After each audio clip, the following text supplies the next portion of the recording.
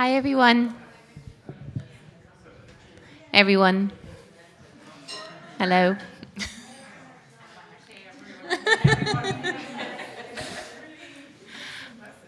Okay, I think we're going to make a start.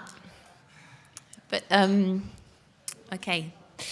Hi, everybody. Thank you so much for coming. My name's Eva, and for those of you who don't know, I'm the curator for Landmark, and I've been the curator since January, and I finish in 1 month's time, actually, more like 3 weeks' time. So this is the final event in a program that I've been running this year, a program of live commissions and events, which has taken the title of Who's Doing the Washing Up? And it's a sort of, so today's event is also structured around that question.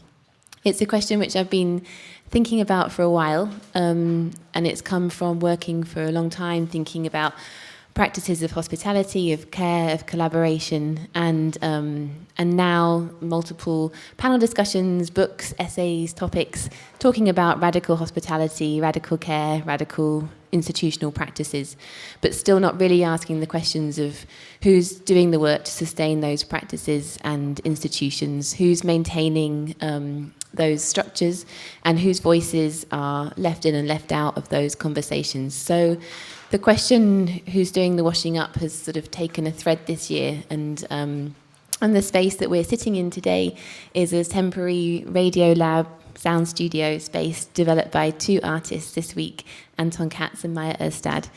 So it's really wonderful to occupy your space this week.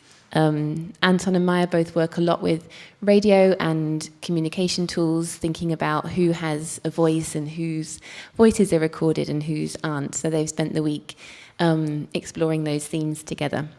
And we'll talk later today. But just to go back a bit, this is the second in a series of 4 events in our Plattform series connected to the exhibition downstairs on circulation.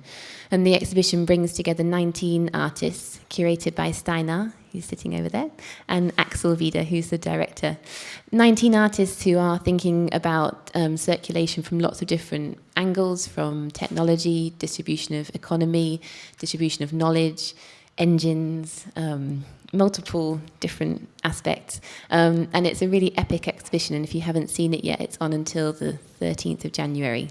So the series of Platform events of bringing together artists and others who are also thinking about circulation from different points of view to try to open up that topic in different ways. There's 2 more after today. There's one on the 8th of December, thinking about distribution networks with Yoa, Nango and Tanya Boos, who have got their project downstairs in the bookshop. And then in January, it's super exciting to welcome Kelle Easterling, who's an architect and urbanist, who'll talk about her thinking around infrastructure and design. And today, it's really exciting to focus on how circuits and circulations of knowledge, history, stories, narratives are maintained, by who, for whom, and with what tools. Yeah, and I'm really amazed and really privileged that everybody who I was thinking of inviting to contribute to this topic has said yes. So it's a real pleasure to welcome Hannah from the Queer Archive in Bergen, Maia Urstad, who's a sound artist and wonderful person based in Bergen, Anton Kats from Berlin, an artist and musician. Also has been working with Maia this week. Andrea Francke, who's an artist based in London from Peru. And Andrea and I have worked together for a long time thinking about hospitality and work, whose work is visible and whose isn't. Emma, who's going to be talking about her project that she's involved with called Women on Aeroplanes, which is showing at the showroom in London at the moment. And that's it. That's everybody. So it's really amazing to have this lineup of speakers who practices range from archives to artists to research speaking today. And there are handouts around with everybody's biographies on them, so I won't go through and introduce everybody with their biography, but I'll let you follow the program and look to the handout for more details. Just to say that we're live broadcasting online today, not video, just only audio, and also Bergen Kunsthall, who are Bergen's amateur radio association, are broadcasting in the Bergen area on FM and AM. So it's a really amazing pleasure to be both on digital and sound waves, airwaves, radio waves today. So a big thank you to them and a shout out to Bergen Kunsthall. We are also photographing today's event. Tor is here with a camera. If you don't want to be photographed or anywhere, you can just let me know afterwards and we'll make sure that doesn't happen. The toilets are just behind me. Through here, there's 2 toilets. Andrea's making tacos. You can help yourself throughout the afternoon. And then we'll have a small break at 3:30, where for half an hour you can go downstairs and get a coffee if you want to from Landmark. The concert outside is starting sometime soon, so be prepared for some loud background music. And Landmark downstairs is open until 8 tonight, and we'll also have a drink up here once we finish at 6. Okay, now it's 14:14. We're going to try to stick to schedule because we have quite a few different presentations. So thank you in advance to everyone who's speaking, who's keeping a check on the watch. I think that's everything. Thank you, Steinar, for being here. Thank you, Jonas, for setting up all the technical equipment. Okay, Hannah Gillow-Kloster, is that correct? Perfect. From the Queer Archive in Bergen, if you want to start. And I'll leave you to it. Okay, thank you. So, let's see. I've been strictly instructed to stick to the microphone, so kind of wave around if I lean away too much. So I want to talk a bit about Skeivt Arkiv, which is the queer archive at the university. Son? Okay. At the University of Bergen Library. I know some of you are familiar with it already. And I'm the academic director of the archive. So I want to talk a bit about the queer stories that are part of the archive. And as with a lot of other minority voices, queer voices have been silent and silenced for huge parts of Norwegian history, under the threat of legal or social penalties, and for many years even the threat of death. Queer voices have rarely had the space to make themselves heard. And even when they have had this space, the voices have often been removed from circulation after the fact, when history is written, and so they're silenced once more. And with Skeivt Arkiv, a queer historic archive, we're hoping and trying to get these voices unearthed and given a space of their own. What's this? The classic, there. All right.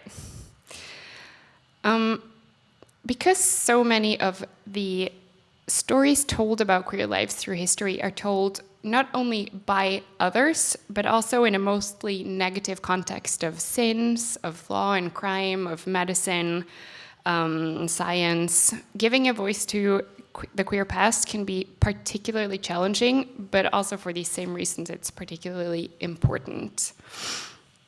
And if we dial back to 2012, research on queer history in Norway was almost non-existent.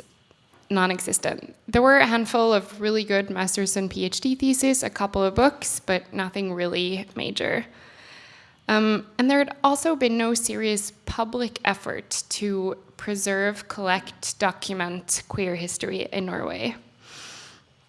And an archive was needed to combat these centuries of invisibility and to document not only the history of activism, but the history of norm transgressions and the history of all of these legislations that were intended to punish or hide queerness, the history of all of the treatments and diagnoses that were intended to cure away queerness, the history of hiding and the history of resistance and pride. So it's a really kind of faceted, varied history that was mostly undocumented. And so with this in mind, university librarian Tone Hallesund, who's now a professor of cultural history, took initiative to the archive. And in that same year, 2012, Kim Friele announced that she wanted to donate her archive to the university library. So that was the first archive. And this first donation to Skeivt Arkiv, it's the large and very important archive of perhaps the most known gay and LGBT activist, Kim Friele. She's actively been fighting for gay rights since the 1960s. And when she donated her archive, it arrived in 2013. As you can see in this photo, the director of the university library and the principal of the university were present. There was a big formal contract signing event. There was broad media coverage. He's wearing his, his principal's chain. It's very formal and public and acknowledged. And you could argue that perhaps Kim Friele's voice is the one that has been the most heard already in queer history in Norway. She's been this respectable, privileged woman for a lot of her life, whose voice has often been taken seriously, and she's spoken the language of those in power.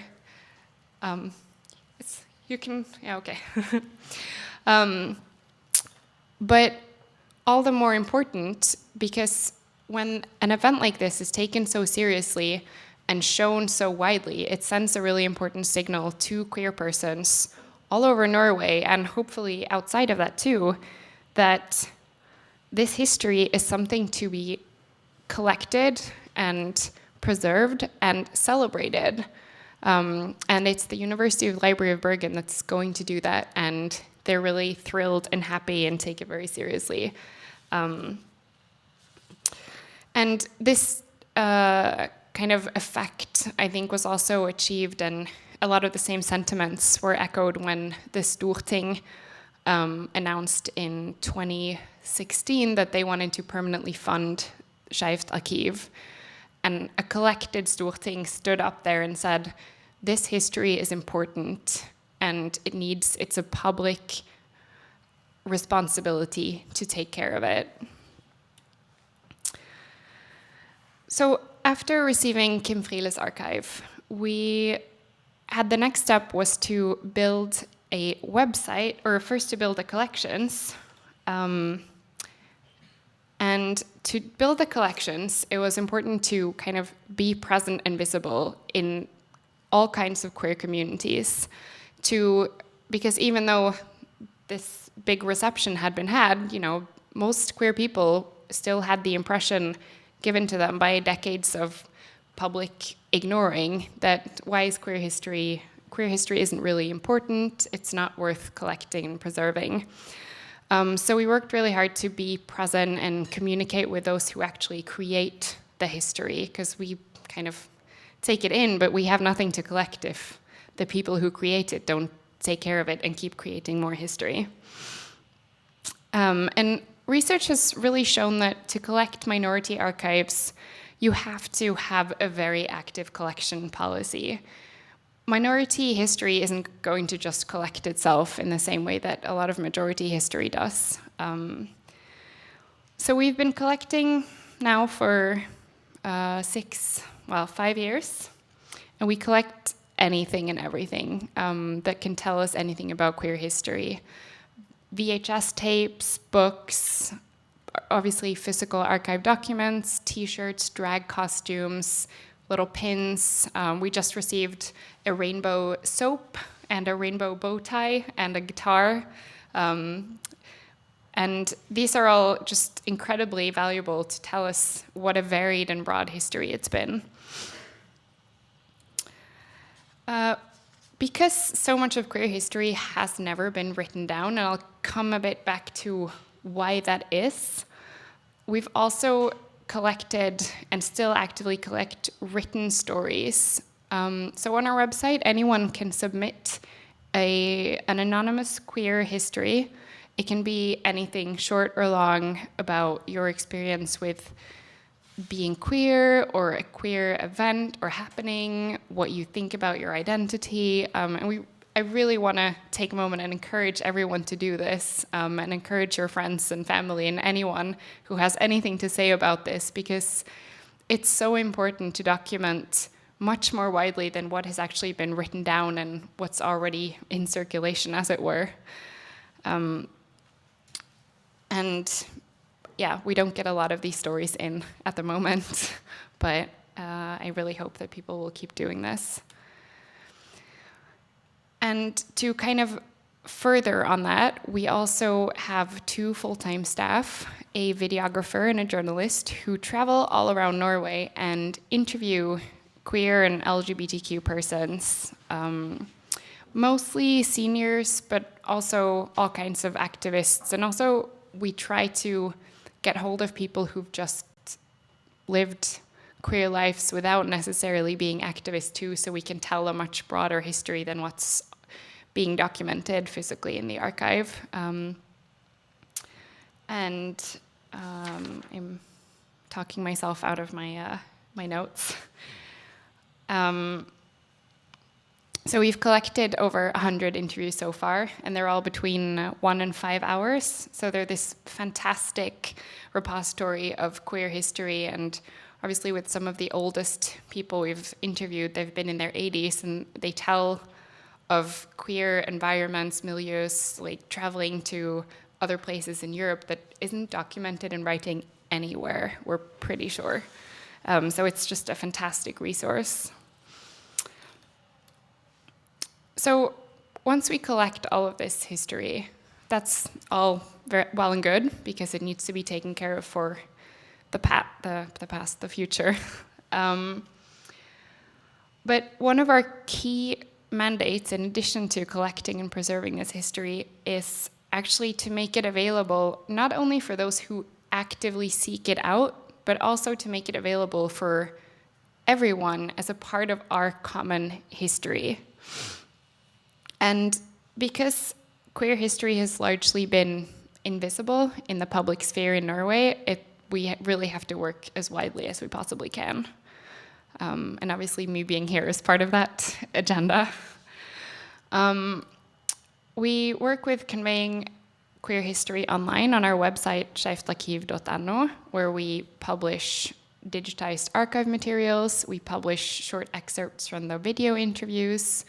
We also have something we call Skeivopedia, which is a queer history encyclopedia, which we write ourselves and also other researchers and people who work with queer history.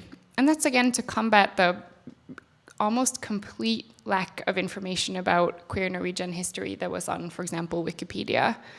Now, thankfully, something called Lokalhistorie-wiki, or local history section of Wikipedia, have started focusing more on queer history in collaboration with us. So there's things happening, but 6 years ago there was nothing.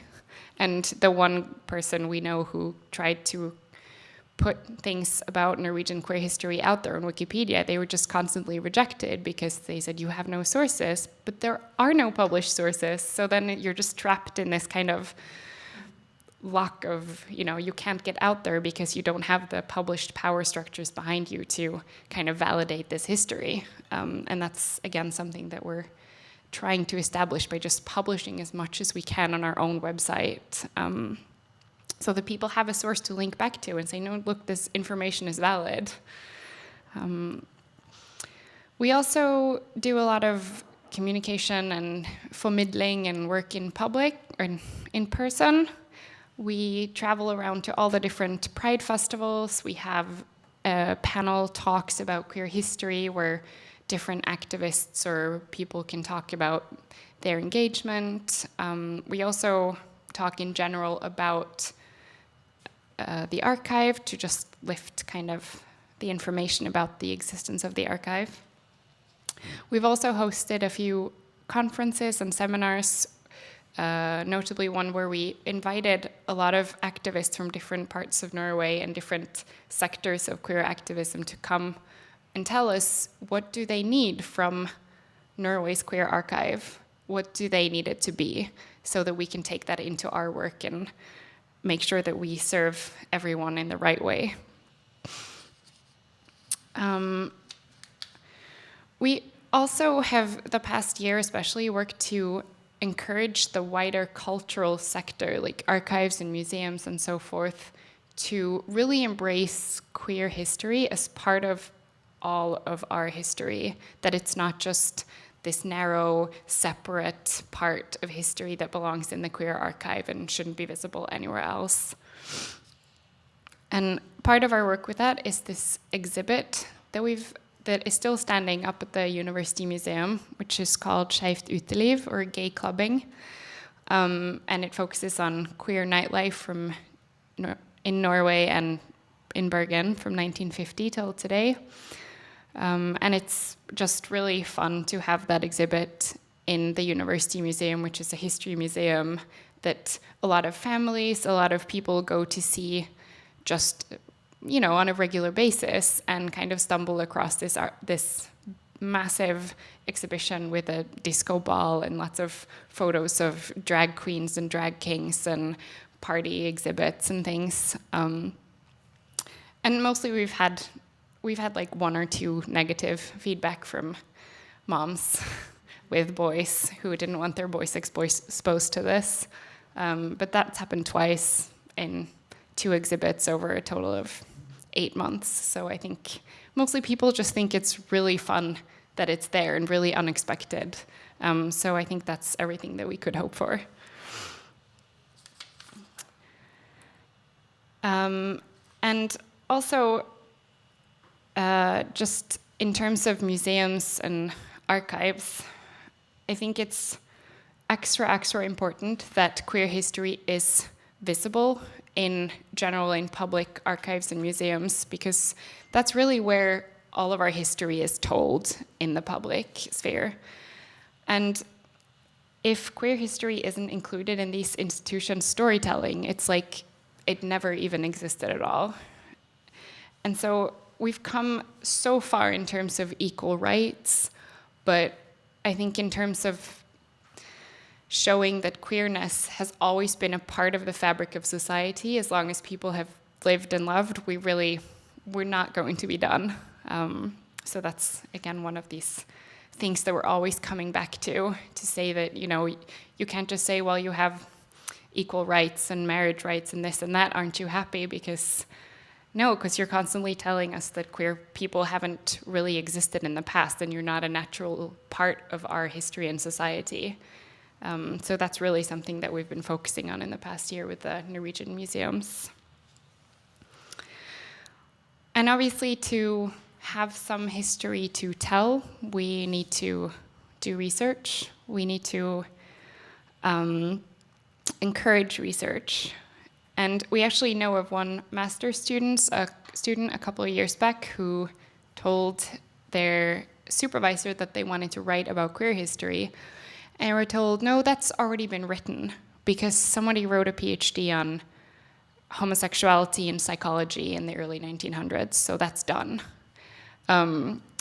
Thankfully, things are changing, but we, amongst other things, we hand out a master's stipend to encourage master students to focus on queer history and reveal new and untold stories that can become a part of our known history. So now I've given a not as brief as I had planned, but still quite thorough introduction to Skeivt Arkiv. And what we do and why we do it. But I also wanted to talk a little bit more about how queer voices have been hidden. Throughout history in Norway, sodomy has often been called the sin that must not be named.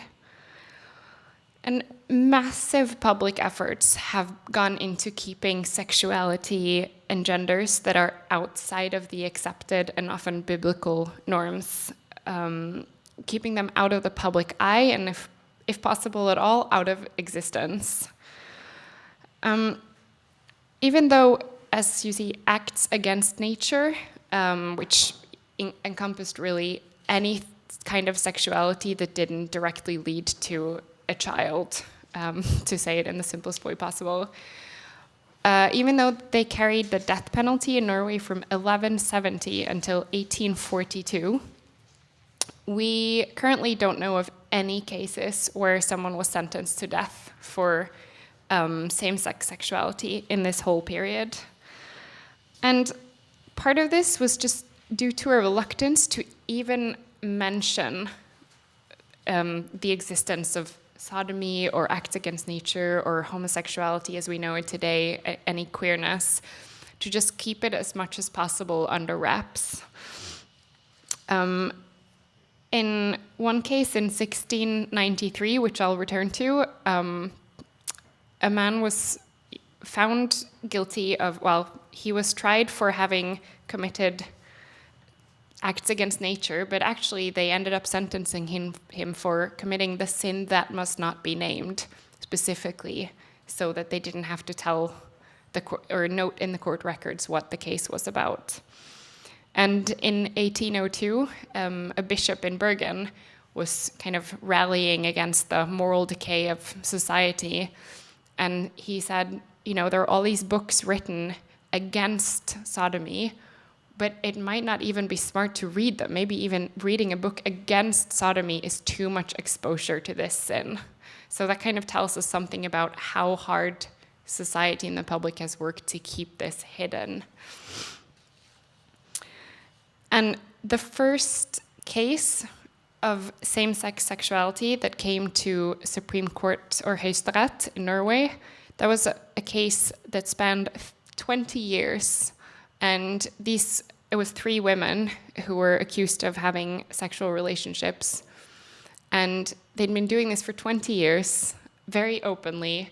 They'd gone through 3 parish ministers, but the reluctance to take this one step further and actually put it into writing was so big that that's how long it took before it came up to court. Very interesting case, by the way, and I encourage everyone to read about it on our website. It's very fun.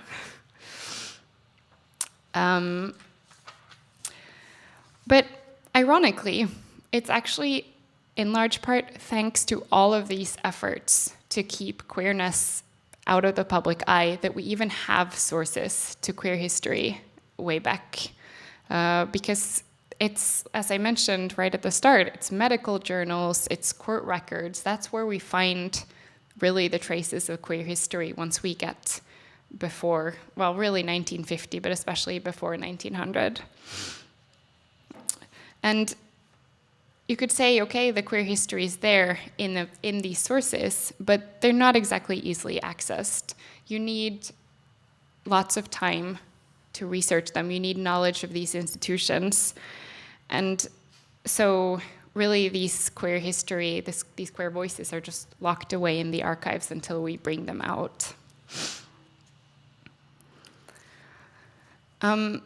Today's topic is maintaining circulation, but before we can really talk about maintaining circulation, we really have to establish a circulation.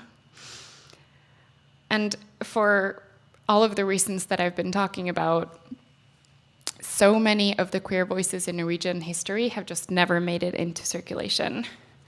And some places, you know, queer stories have been told and then forgotten, and queer lives have been lived openly, only for the memories and documentation to be destroyed or lost. And even though queer persons today have a quite strong public voice in Norway, and you can kind of see queer discussions and queer lives in most parts of Norway, the voices from the past don't just magically reappear when the power structures that kept them out of the public have been dismantled. They have to be sought out, located, and brought to light by those of us who have a platform today. Let's see. Yeah, I'm okay for time. So I've been doing a lot of theorizing about this, and I wanted to kind of wrap up with showcasing a couple of queer voices from the past, which is always the most fun part of anything that I talk about.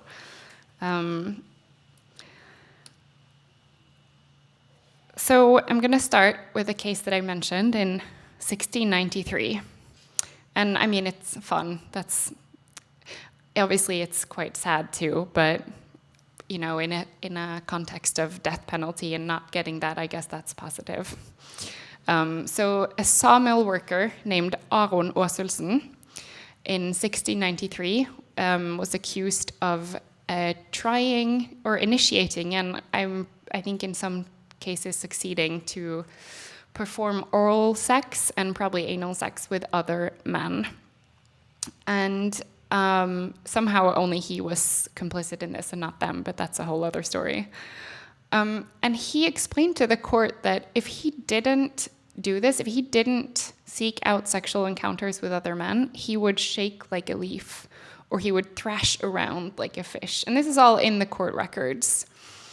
And he thought perhaps that he was possessed by the devil, but he also pitched the idea of black magic or trolldom as being a source of his unnatural proclivities, or however they wanted to say it. And as I mentioned, even though Norwegian law at the time was very clear, since 1687, acts against nature were to be punished by fire and flames.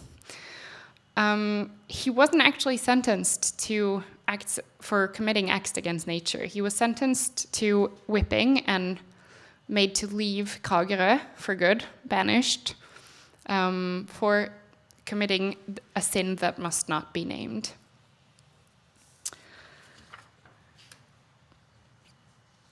In 1780, or a journal printed in Copenhagen in 1787 told the scandalous story of a peculiar marriage between two womenfolk, and in the town of Strømsø outside of Drammen. And this might have been dismissed as some kind of tabloid tale if it weren't for this note in the local church's records. And it's quite hard to read, but you can see that there's a long notice after this marriage notification. And it says, NB, this couple were found to both be of the female sex. And the article in the Copenhagen Journal further explains this and says that a few years previous, a young man named Jens had arrived in the village and gotten work and married Anne Christine. But after the wedding, a while after, Anne Christine came to the priest and said that her husband was a woman. So they called in whatever medical expertise a small Norwegian town in 1781 would have had, and had Jens examined. And Jens was indeed found to be, physically speaking, a woman. That's what's written in the text. And they were arrested for, they weren't quite sure yet, but clearly had done something bad. But actually they were able to escape before any further steps were taken. And I mean, this is obviously just clear speculation on my part and other historians' part, but there is actually a chance that they let Jens escape so that they wouldn't have to deal with this problem in public. But, you know, that's pure speculation, and don't take that to the history books. But before Jens escaped, and actually Jens, it transpired, had been baptized Maria in a different county at birth. But they were asked, do you belong to the male or female sex? And they said, actually, I think I could belong to both. And that's just an amazing voice from the past of someone who doesn't subscribe or doesn't fit in with the accepted gender norms of their time. And now we can sit here and reach out to that voice. So I think it's a fantastic source. And also that we can access this person without having to speculate about their identity because we have their own words about it. In 1895, a woman was submitted to an asylum in Bergen. And she had worked as a servant in Hardanger. And there she had seduced almost every other female servant that she had worked with. And obviously this was a problem, so she had been sent to the doctor in the big city. And Dr. Luft, Karl Luft, or Loft, had taken the case and spoken a lot with her and also given her some ice baths. That was the treatment, I guess. But in the end, he actually found that he called it, as you can see, a case of homosexuality in a woman. Because her name was Ågot, and what she said herself was that she had tried to cure herself by completing intercourse with men 12 times, but she had found it very repulsive, and it had not helped in her feelings towards women. And she had actually declared that she would rather die than be without women. So she was deemed incurable of her homosexuality and sent back to the farm. And actually, this is the first case of someone being diagnosed as a homosexual that we know of in Norway. And it kind of falls into line with all of this new science that was coming from Germany at the time, saying that homosexuality or contrarian sexuality, a lot of different words were being thrown around, was an inborn trait and potentially an identity rather than sinful acts or, magic or something just isolated from who you are as a person. And this was probably the first time this was used in a medical diagnosis in Norway. And finally, a short love story from Bergen. In 1888, in Paris, Ambrosia Tønnesen, you can see down in the photo here with the dog, met Mary Banks in Paris. Yeah, I said that. And I lost my last page, but it's okay, I know the story. They lived together in Paris and partly in Bergen for the next few years. And they actually stayed living together until Mary passed away in the 1930s. And often when the story of Ambrosia Tønnesen is told, she's quite a well-known sculptor in Norway, and it's usually told as the tale of an independent, very hardworking, very skilled sculptor who was trained in Paris, trained in Copenhagen. She was always often known as the one who works alone because she made all of these enormous sculptures without a lot of help. But this statue, and when this statue was unveiled, it's on the front of Permanenten, and when it was unveiled in 1902, there were, according to some sources, 3,000 people there to see it unveiled, and she was a bit of a local celebrity. But it also almost cost her relationship, because as we found, Mary was stuck in Paris at the time when she was here in Bergen working on the sculpture, and the letters become more and more dramatic, and they're filled with this love and longing. And in one particularly dramatic letter, Mary ends with, "It's over. Tout est fini. We won't make it."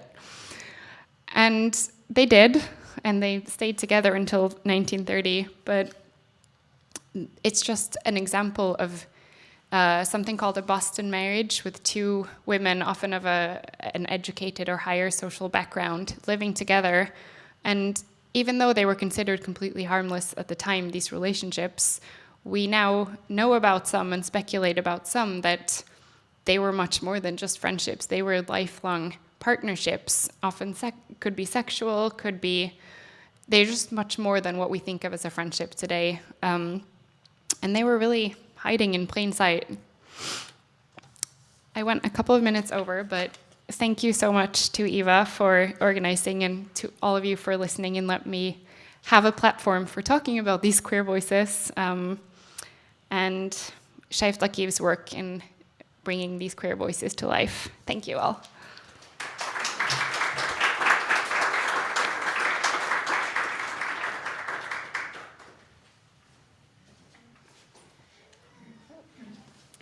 Thank you so much. Thank you, Hannah. And the Queer Archive is open to people to go and see, and you can make an appointment to go and source through such an amazing array of documents from the last 100 years or more.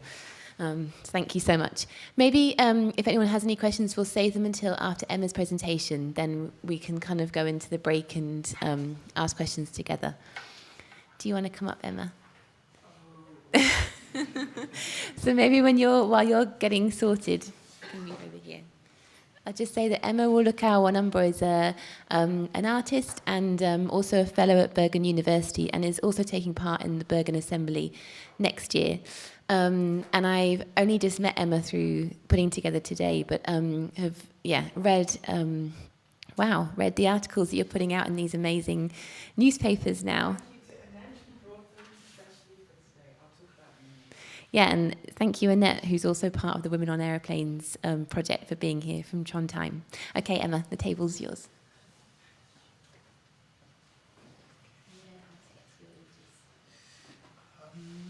Probably, I don't know. I have to, if I open a Finder window, maybe. Yeah, and then if you just go to desktop.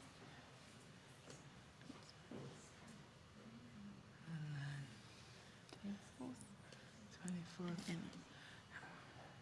Okay. Right.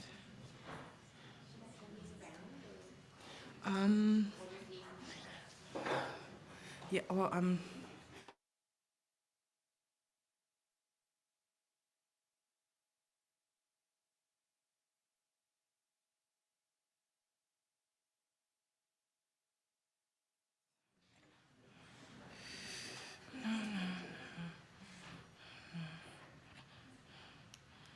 okay, right.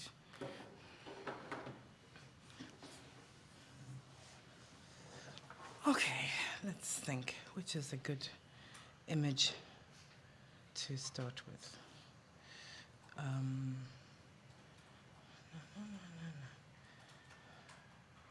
Okay, this one looks good.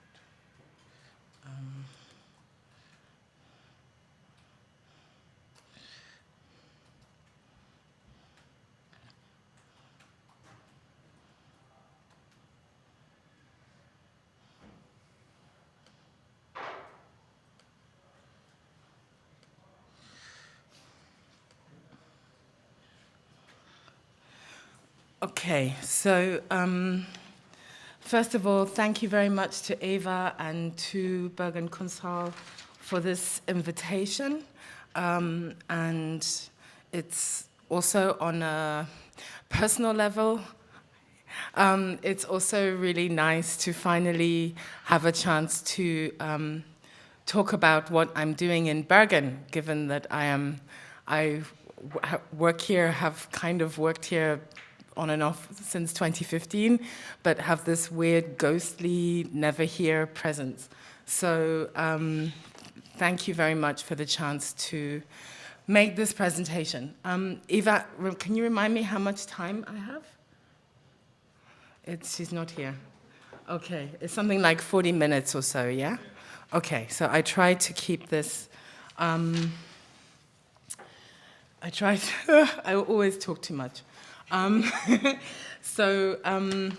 thank you also, Hannah, for your opening. I think you gave, there were many of the things that you said that I want to respond to or pick up on or might find a way to feedback on in the course of what I'm saying. So, yeah, I introduce myself as fast as possible, and then I will talk about Women on Aeroplanes, the international project, and then I will talk a little bit about the exhibition that's on at the showroom in London at the moment, and then I will talk in more detail about the bit that I actually know about, which is my contribution to that exhibition.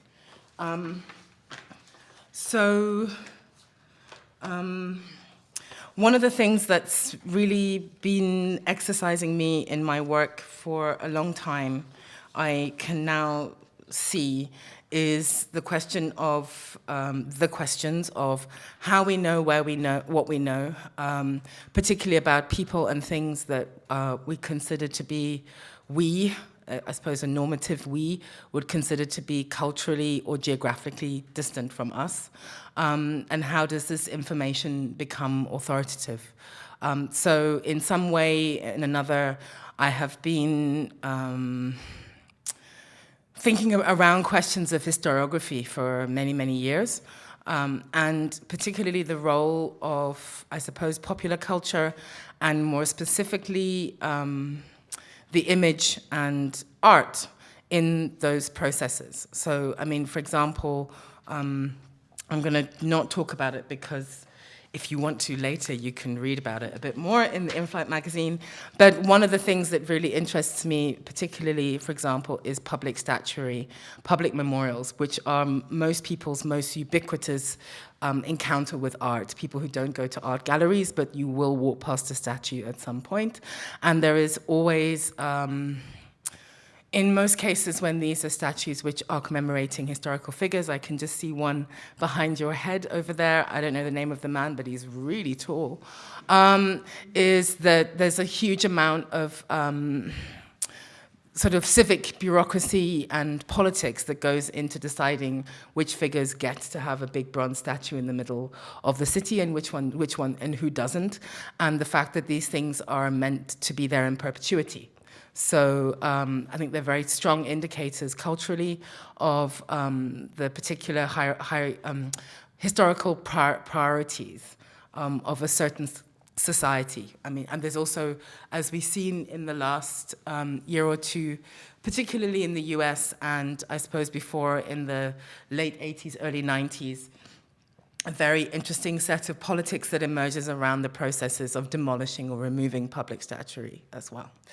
So this is something that I've been thinking about for a long time, and it was in the context of this that I received my invitation from Annette, who's over there, and Marie-Hélène Gutbelle, who is not here, to participate in a project which is called Women on Aeroplanes. Now, Annette has promised to shout from the back if I get things wrong or give factually inaccurate information.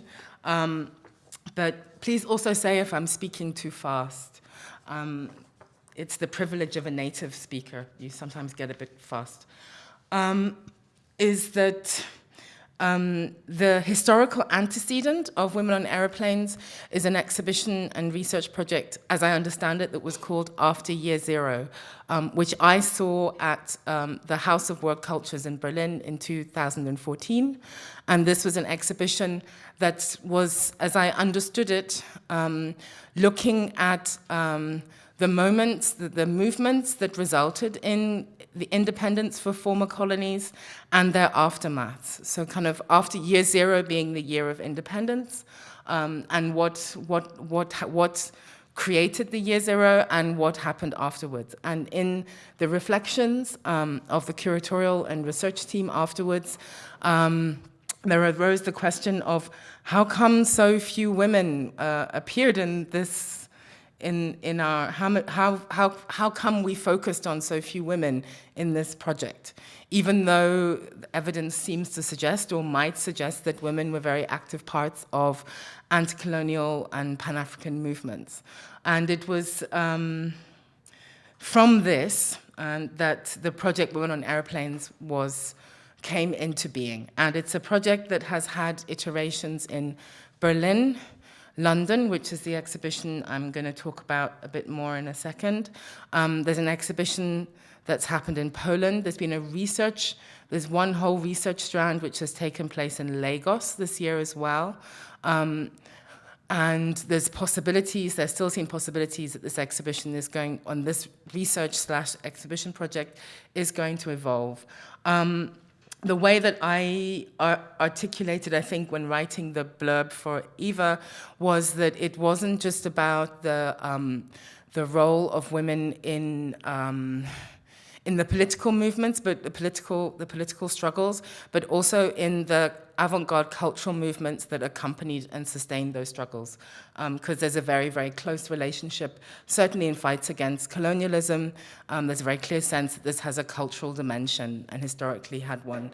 And the whole processes of developments of, say, modernist movements in African art have a very explicit relationship with, in many cases, but not all, with processes of identity building, of nation building, and so on and so forth. And Women on Airplanes, the title comes from a novel by Kojo Lang. There's a very beautiful text in the first editorial for the first In-Flight magazine. I'm just gonna read the last bit of it, which is a quotation by the, as we say, filmmaker and theorist, Kojo Eshin. It's like filmmaker and theorist, maybe that's okay, I don't know. Kojo, in his talk during our first gathering in Berlin, condensed the main elements at stake to a few sentences that almost read like a formula. This is the editors writing this, Annette, Maria-Elena, and Magda Lipska, who works at the Museum of Modern Art in Warsaw. One of the frames of Women on Aeroplanes project is Women of the Aeroplanes, the novel.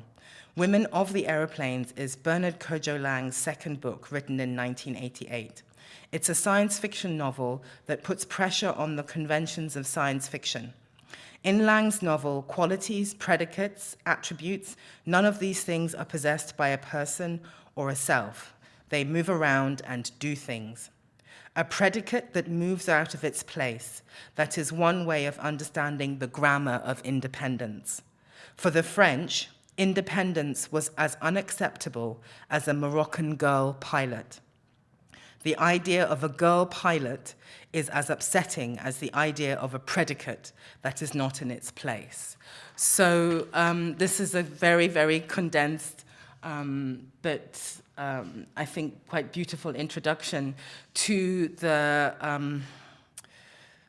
displacement or displacement, I'm thinking of another, displacement isn't the word I'm looking about, the implaceability and the consequent kind of intrievability that one encounters when trying to identify and to research the women who were involved in these movements. Somehow they don't fit these frames, they don't fit these grammars, they don't show up under certain kinds of light. I'm reminded here of, which is a critique of historiography. I mean, in this case, in the case of what Kojo is writing about here, it's a critique of French colonial politics. Like, it's impossible. These things are impossible under these circumstances. I'm reminded, and I always say this because I just love this book and it sort of in some way changed my life, but I'm also reminded of the book The Deaths of Hintsa by Premesh Lalu. And the full title is The Deaths of Hintsa and the Shape of Recurring Pasts. And Premesh teaches history at the University of the Western Cape, which is a historically black university in South Africa. And he wrote a very important and highly controversial book.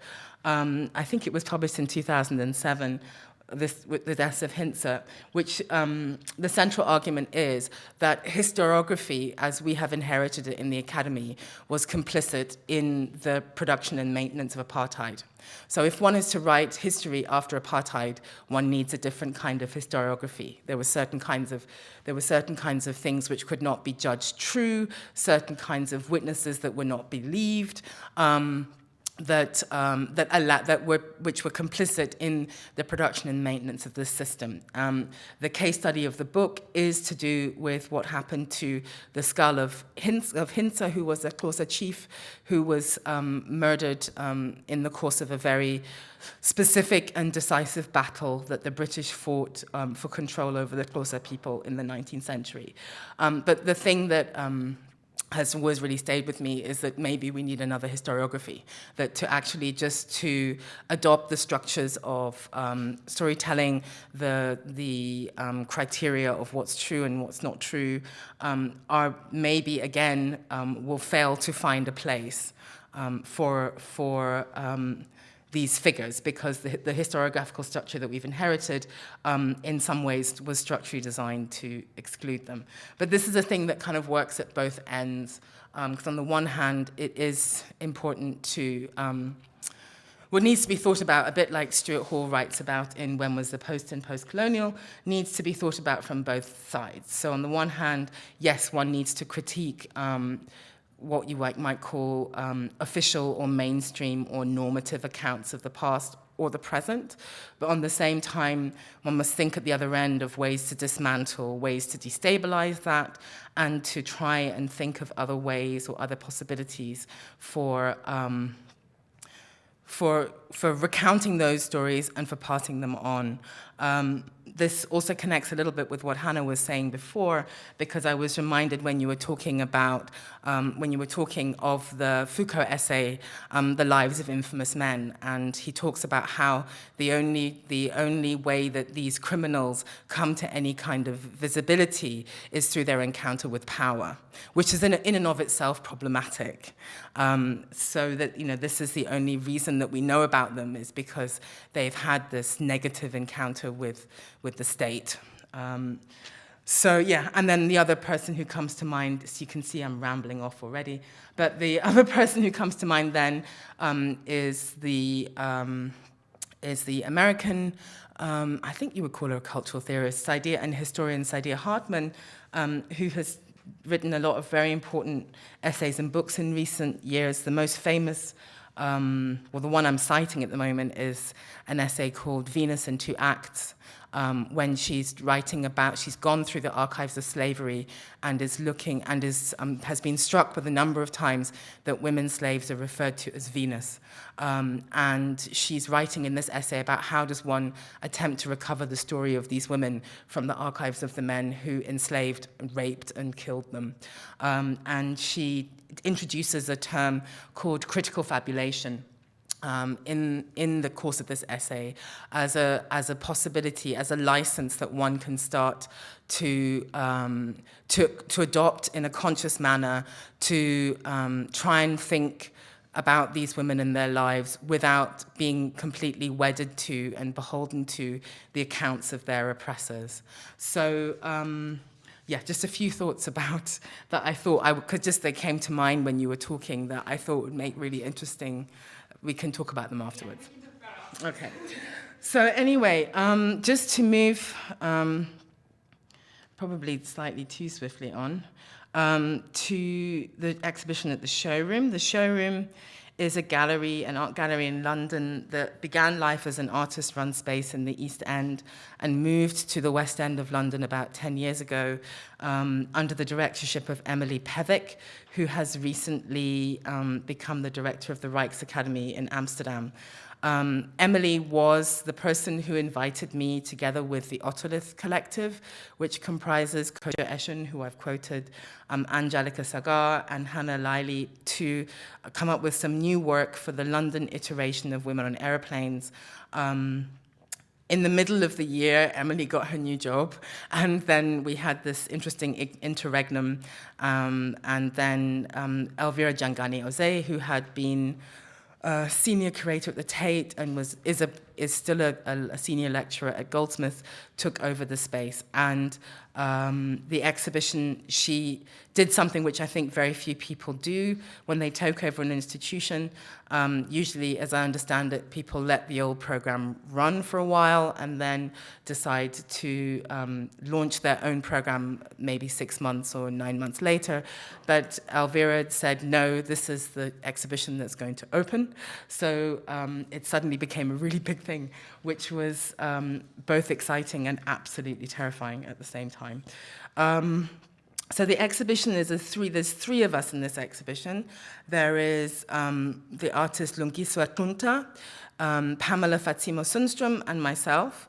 And in some senses, we are all, as it says here on the webpage, we are all thinking about particularly women, the role of women in struggles, in colonial struggles, particularly anti-colonial struggles in as they pertain to the African continent, but not exclusively, and how and why it is that these women disappear. I'm going to just reference very quickly the work of Pamela and Lungiswa, who are not here. Pamela has made this extraordinary mural, which is on the whole of the outside of the building, which is I'm just going to quote from the press release here.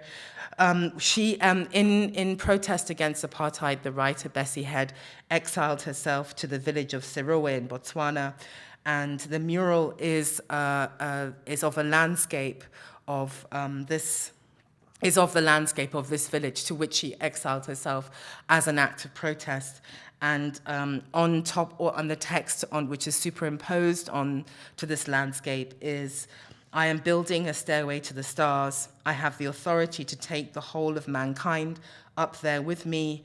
This is why I write." So this is her.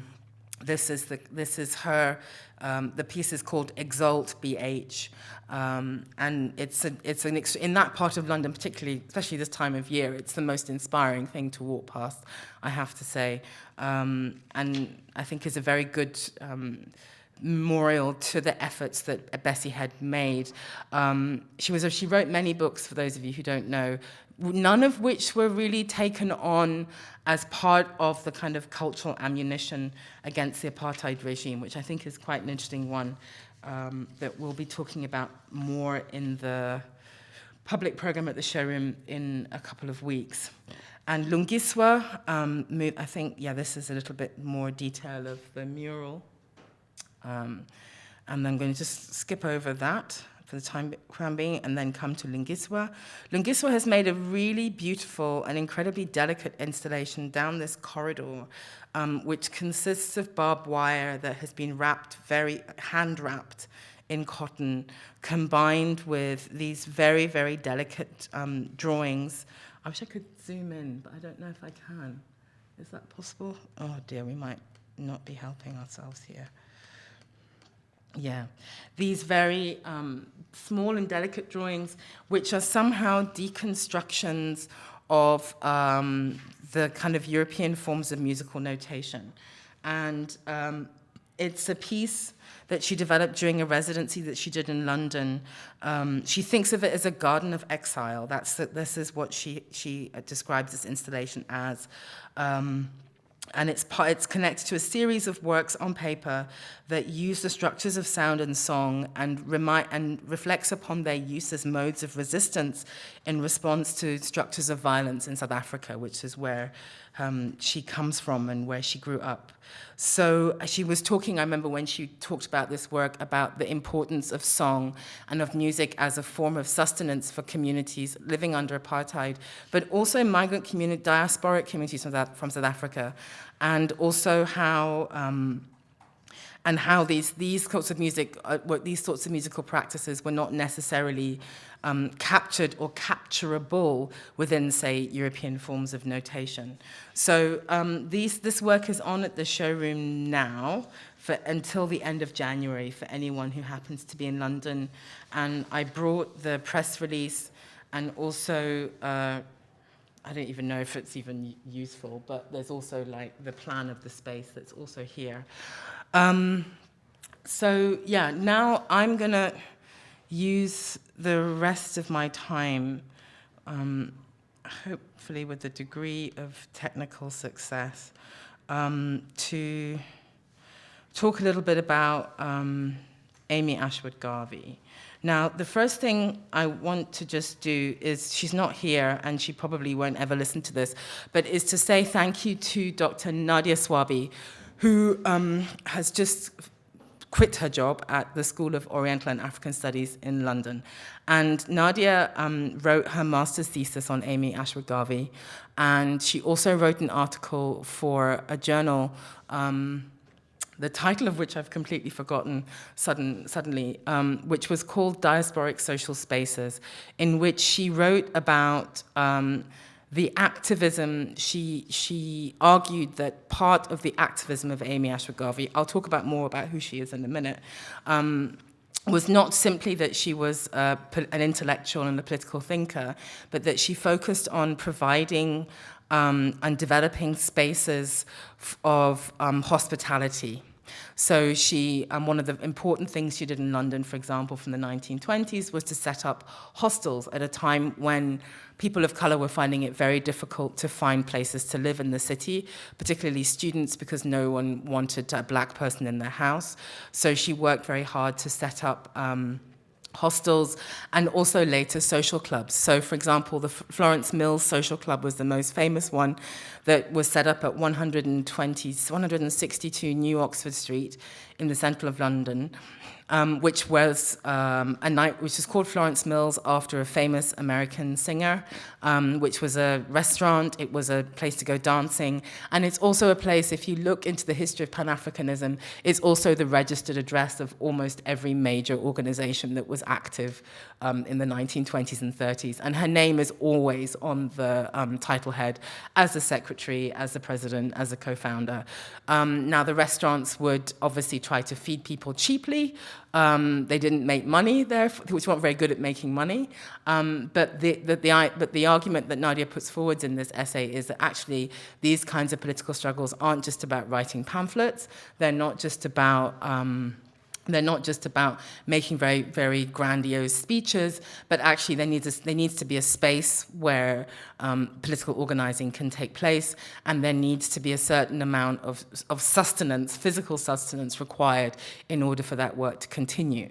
And I had been very concerned to try and work with or think about a woman who had been active in London for this exhibition, because historically London was such an important centre for anti-colonial movements going right back to the 1910s. This is a place where people met from all over the world, where relationships and networks were born, and there is no real history of independence, certainly with regards to independence from British colonial rule, that does not include figures who spent a lot of time in London, sometimes in exile. They've been exiled to London because they were causing too many problems in the colonies. So when I read this essay about Amy Ashford Garvey and the fact that she set up these restaurants, she'd set up hostels, set up the Afro Women's Centre in Wanambwa, Bassett, Afro Asian Women's Residential Centre and Social Club at Bassett Road in Ladbroke Grove, which is now a kind of billion-dollar neighbourhood. I thought this is someone that I should maybe try and look into. So it all happened remarkably fast, but. So my contribution to this exhibition is about Amy Ashford Garvey. I think I might try to read very quickly. This is a shot of the installation in the gallery, and there are these 5 banners on the wall. And I think it's probably better if I don't read it, because otherwise I'll just use up even more of the small time that's remaining. But Amy Ashford Garvey was born in Jamaica in 1897, and she died in Jamaica in 1969. She met Marcus Garvey, with whom she founded the United Negro Improvement Association and African Communities League, when I think in around 1919. They together moved to the US, which is when the UNIA really started to become a political force. And they were married, I think, in 1921, but the marriage only lasted about 3 months. He then married their bridesmaid, who was also called Amy, and had gone with them on their honeymoon. And within the official history of Garveyism, Amy Ashford Garvey is very much understood to be the bad Amy. She's the one who left Marcus, and she's the one who did things like drink and like to have sex and have freedom and go around and do her own thing. And Amy Jacques Garvey, who was the bridesmaid and later the second wife, is remembered much more fondly because she was much more her way of dealing with while being a political radical in her own right, and this must be emphasized.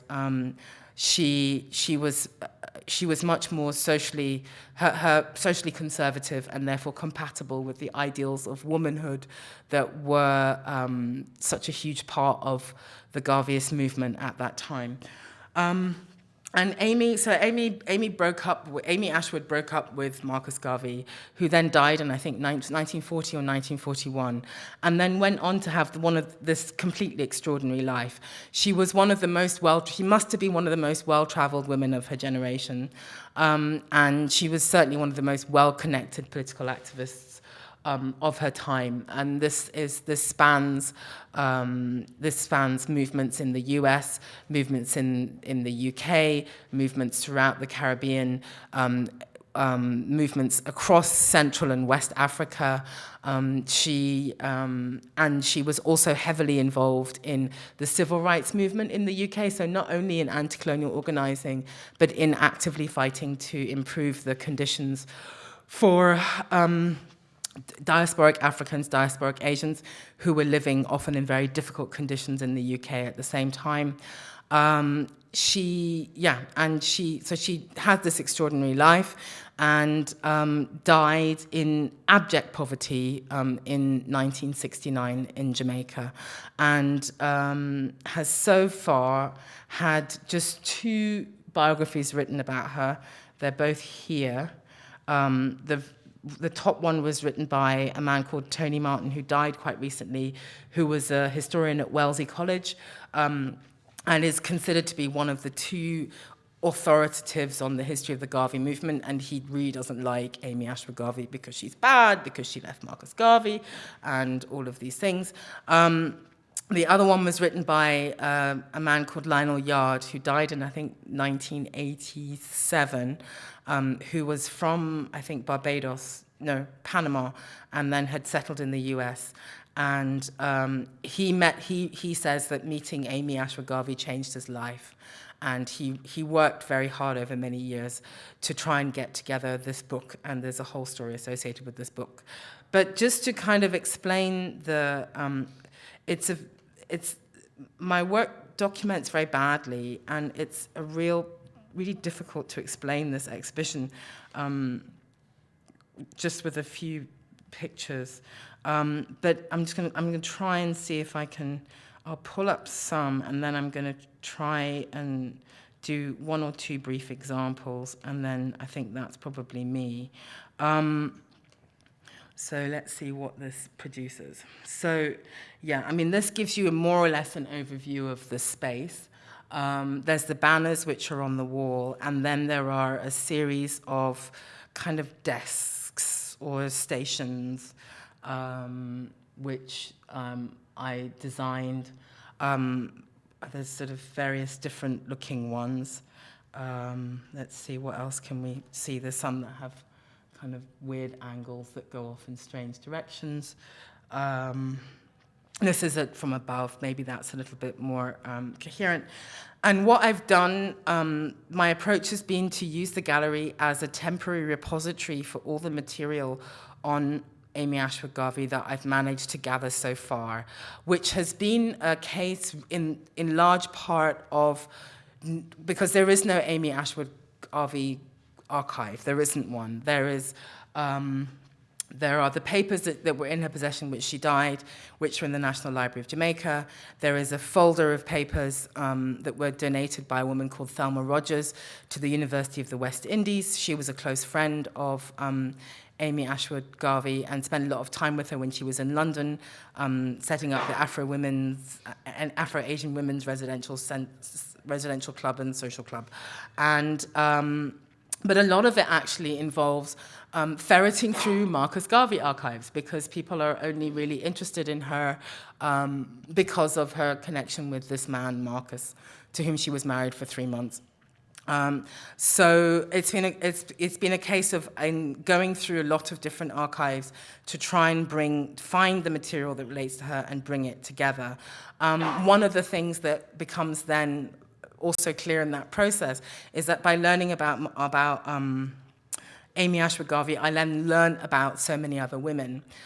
because actually just telling the story of this one woman not only connects it to the story of so many other women, but she was clearly interested in other women as well. So you find newspaper articles that she has collected about. There's one that I particularly love about a woman called Olivette Thompson, who was a single mother of 9 in New York in 1968, who nonetheless managed to set up a corporation to create affordable housing in Brooklyn. I mean, how you do that when you've got 9 children on your own.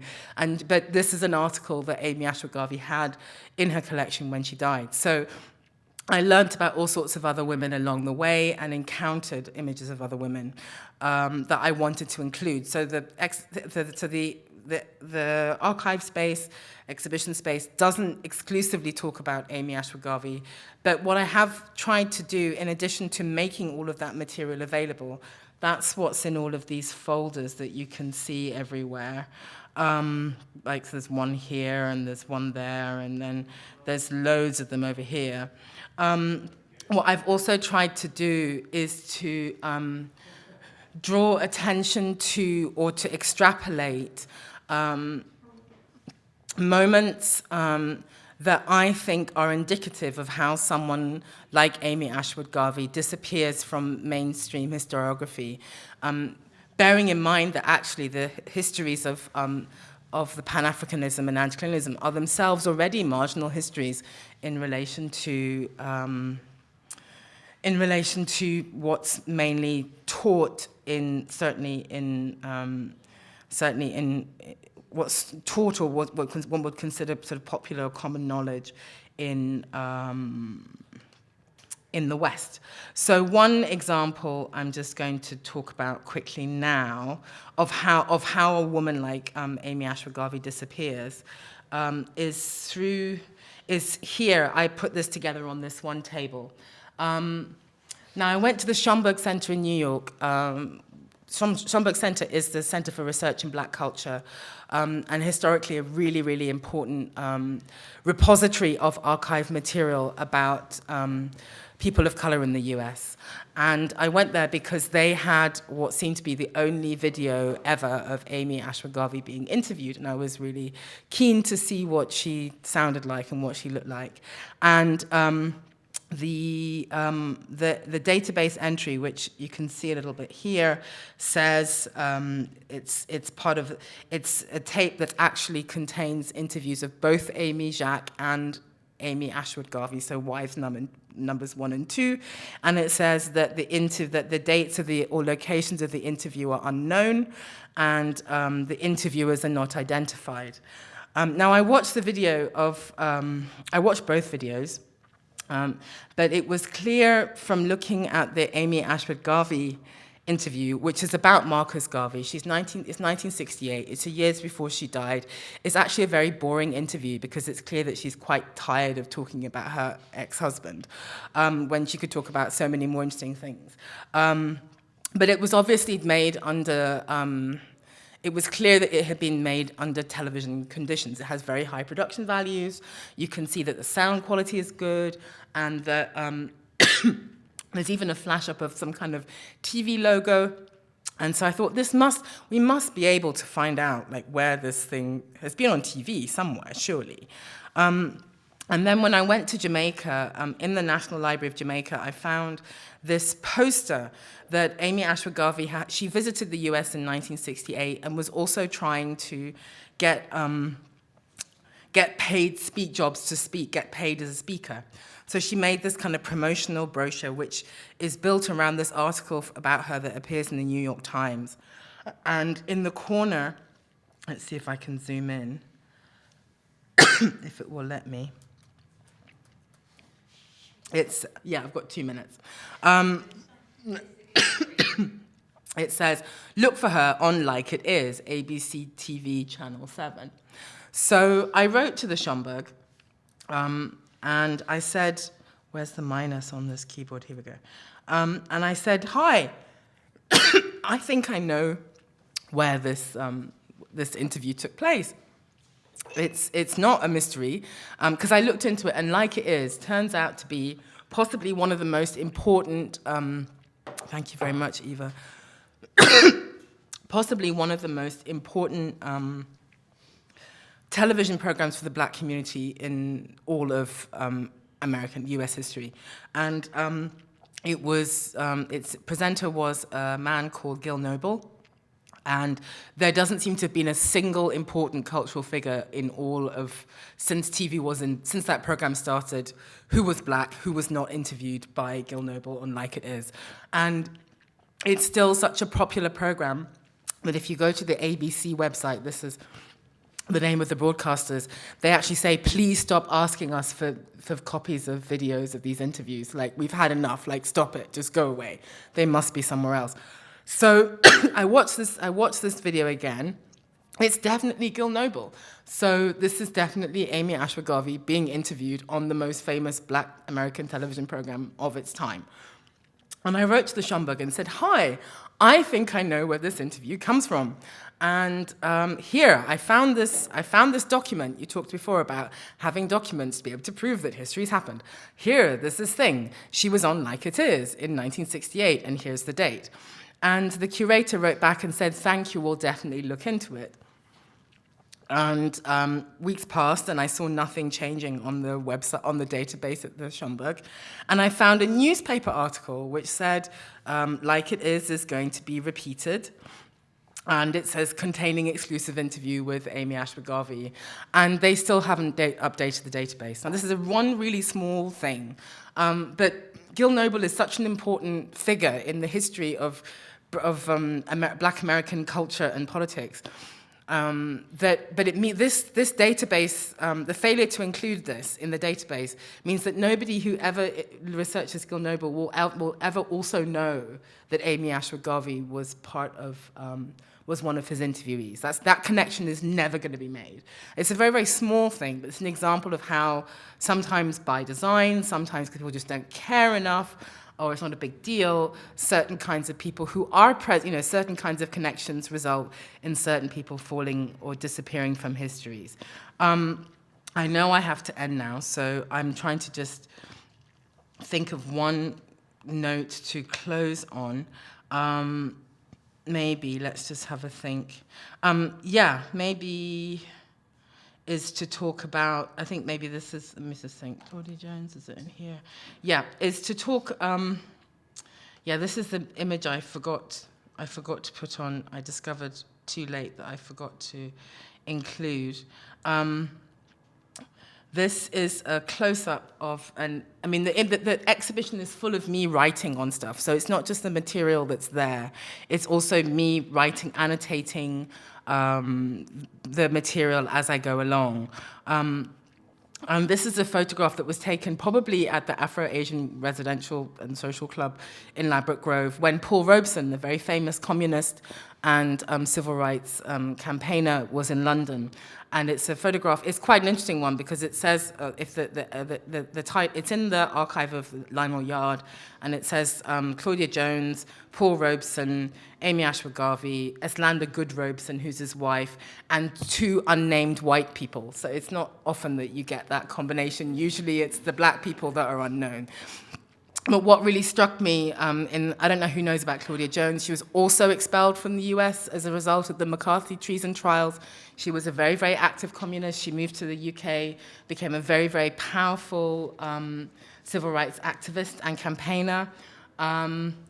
Also died comparatively poor and comparatively young, unmarried. But what really struck me from the photograph was just the way that that Paul Robeson has his hands in his pockets. And he's being held by Claudia Jones and Amy Ashwood Garvey. So even kind of within the movement, within these kinds of struggles, how this articulates itself on the visual level. And I promise you, I am stopping, but I can't talk about that without also talking about these last three finally. Which is actually going back in time to 1935, to August 1935, which is when Italy invaded Abyssinia. And the International Friends of Abyssinia, which was based at 162 New Oxford Street, the Florence Mill Social Club, organized a huge demonstration in Trafalgar Square in London, which is a very important place of political protest. And there are some images of this exhibition, most of which were bought by the Getty Archive. And the Getty Archive has, there are 4 photographs in the Getty Archive. One which is Prince Molulolo. I think you can just about see him. Oh, why am I going out? I'm supposed to go the other way. How do you just, I can't work out how, what have I done here? I've made it smaller, I didn't mean to. Zoom to fit, maybe. Okay, so you have, you can see him reaching out just about dramatically over the crowd. You have a man speaking against Ethiopia, again, very actively speaking. There's a group of men on the platform behind him. I didn't show, but there is, the only image that features Amy Ashwood Garvey in this collection is her standing at the back of the platform with her handbag, smiling quietly next to the very stressed out looking sons of some Abyssinian diplomats. And understandably, they're very stressed out because of what's happening. But there is another photograph of Amy Ashwood Garvey in this speaking, and it's a very odd picture. It's from the Western Reserve Historical Society in Ohio in the US, and it's a bit of an odd picture because she's standing very still and her mouth looks closed, but actually she made the most important speech of the day and the most powerful speech of the day, when she said, no race has been so noble and forgiving, but now the hour has struck for our complete emancipation. You said you brought us from Africa to Christianize us, but the only Christianity you gave us was 300 years of enslavement and more. You have talked of the white man's burden, but now we are carrying yours and standing between you and fascism. But if you look at the kind of what becomes the institutional visual archive or documentation of this event, none of the power or none of the kind of action of her agency is visible somehow. So it kind of happens on the visual level as well as on the level of archival practices and archival failures. And we'll talk about it later, but it's a huge story of lost archives and destroyed archives and inabilities to retrieve things. But I think I'm going to stop there, otherwise we'll be in big trouble. So, but if you want, Annette has brought Women on Airplanes, In-Flight Magazines 1 and 2. In-Flight Magazine number 3 is in preparation as we speak. So, yeah, we can talk more about it afterwards. But thank you very much.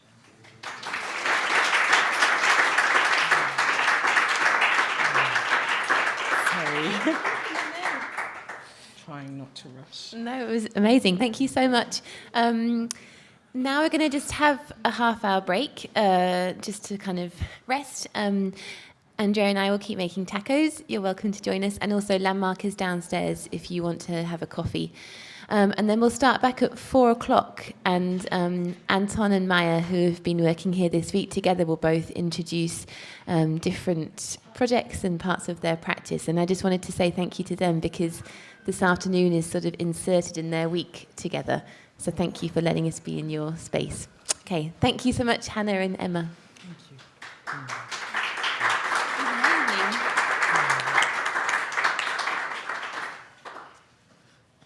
Anyway, I'll just put those. I think I need to keep these. Yeah, make sure you don't I've got to keep my own, but then the rest of them are for people to. Thank you so much. So say thank you to Annette, because she's the one who brought them all the way from. I just thought that you would be interested in maybe. Such a great overview. Thank you so much. Really amazing to have you. Oh, thank you. So.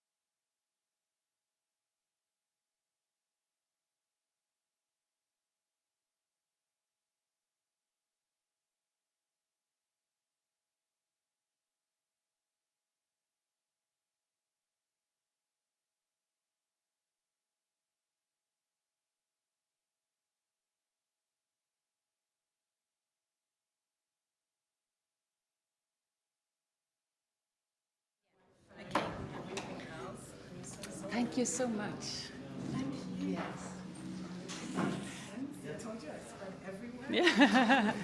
Okay, hi everybody, we're back live again, and it's so exciting, Maia, that all these thousands of people outside the Kunsthall have come to see you speak.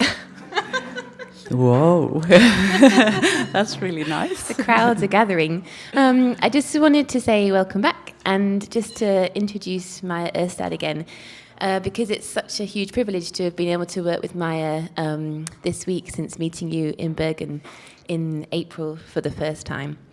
And Maia is an amazing artist working with sound and radio, different forms of communication technology.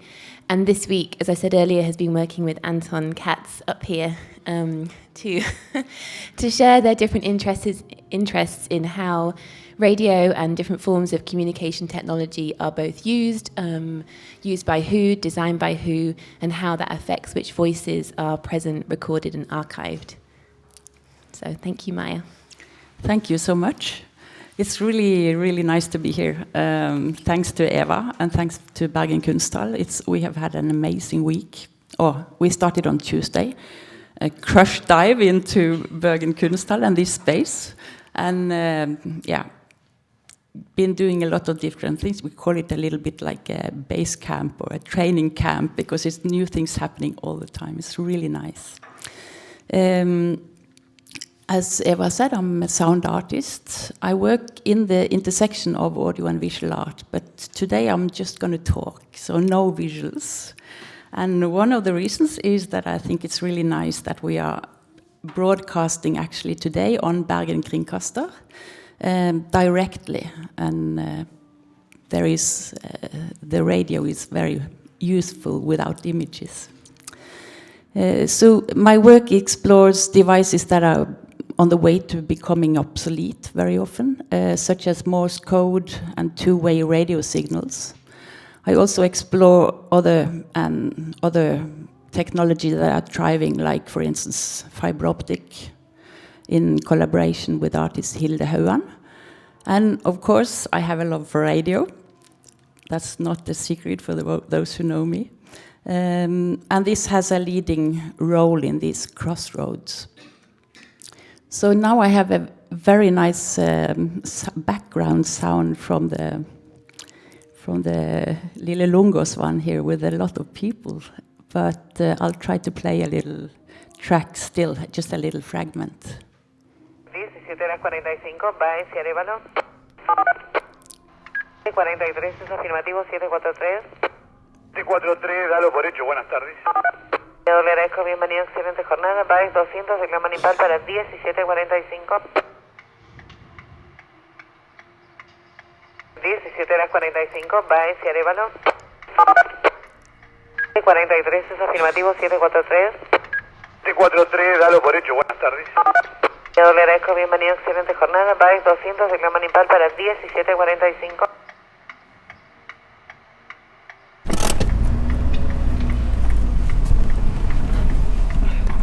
Adelante, que móvil.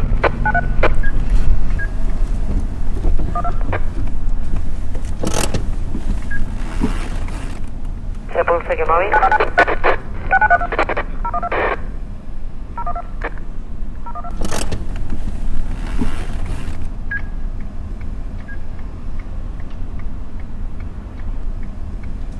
Le agradezco, bienvenido, excelente jornada. Baez 200, reclama Manipal para 17:45.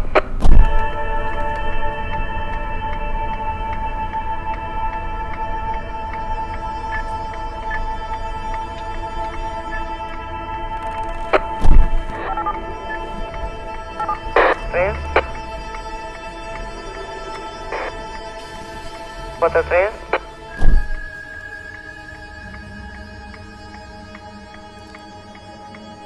Le agradezco, bienvenido, excelente jornada. Baez 200, reclama Manipal.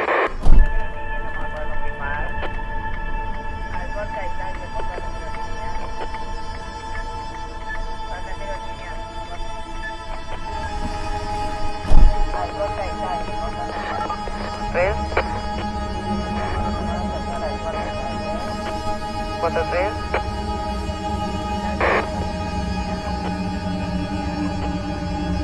Yo le agradezco, bienvenido, excelente jornada. País 200, reclaman para el 17:45. Cuidado, gracias.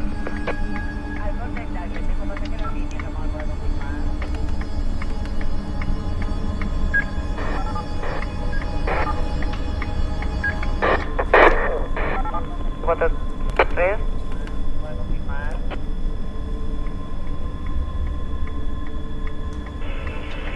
Yep, I stopped there. So what you just heard was a little tribute combined with the Bergen beautiful Christmas songs. You heard the tribute to the sound of the radio taxis in Buenos Aires from a work I did at PROA Foundation exhibition in Buenos Aires a couple of years ago. So when I arrived to do a residency there, a little bit before the exhibition time, I was struck by the sound of the radio taxis. It appeared to me as a poetic sonic language with a stream of messages, beeps, crackles, and interferences, blended with the driver and the co-passengers' voices, the car engine and the surrounding traffic. So a generous driver, Hector, took me around, explaining me the taxi system and giving me a glimpse into how we communicate or how the communication works.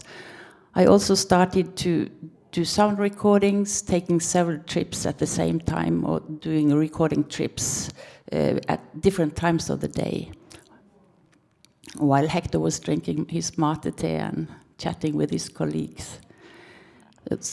And he also told me that communication between Taxi Central and the about 40,000 taxi drivers or taxi cars that are circulating the city of Buenos Aires and their central is passed on via radio and VHF transmitters, a technology that Norway has abandoned a long time ago in favor of the digital noiseless technology like written communication. So if we don't have a radio on in the car, it's completely quiet. And from the people I talked to in Buenos Aires, I got the impression that the citizen has a very strong relation to this taxi radio, that the sound is in his or her bone marrow, so to speak, as part of the central or city central nervous system. Some for love and some for definitely the opposite. Not everybody loved it, but everybody had a strong relation to it as I experienced it. And I was also told that there is a communication between words, intonation, flirting, addresses, hints, willkommens, and secret signals between the taxi drivers and the booths. Probably out of reach for me as a regular passenger. I thought that was also very interesting, and I never detected it though. But I could hear, jokes and a little bit of hinted comment when I really was listening for a long time. But I started to think about also when did the sound in Norwegian taxis actually become so silent? Because I recognize this radio communication sound, I just don't know where it disappeared from my sound surroundings. But still it's in my memory, and I actually have no idea. I had to trace the history to find out when actually this communication has been. But it's very strong, and it just like clicked in a kind of a memory with a lot of images. I'll play the rest of it's 3-4 minutes. Estoy a 5 cuadras, pero creo que voy a tardar como 10 minutos. No sé qué pasa. 43, dalo por hecho. ¿Móvil? Firma. Bueno, listo, gracias. Gracias, compañero. Afirmate. 8528, firma para Rossetti, 528. 5 cuadras, pero creo que voy a tardar como 10 minutos. No sé qué pasa. 012. Por favor, me da la dirección de defensa. Tome nota. Dirige defensa 383. 383. El señor Andrés deriva en el lugar. Gracias. Para Santa Fe, Ancho, le confirmar y tenemos pendiente con tiquetera, Dorrego y...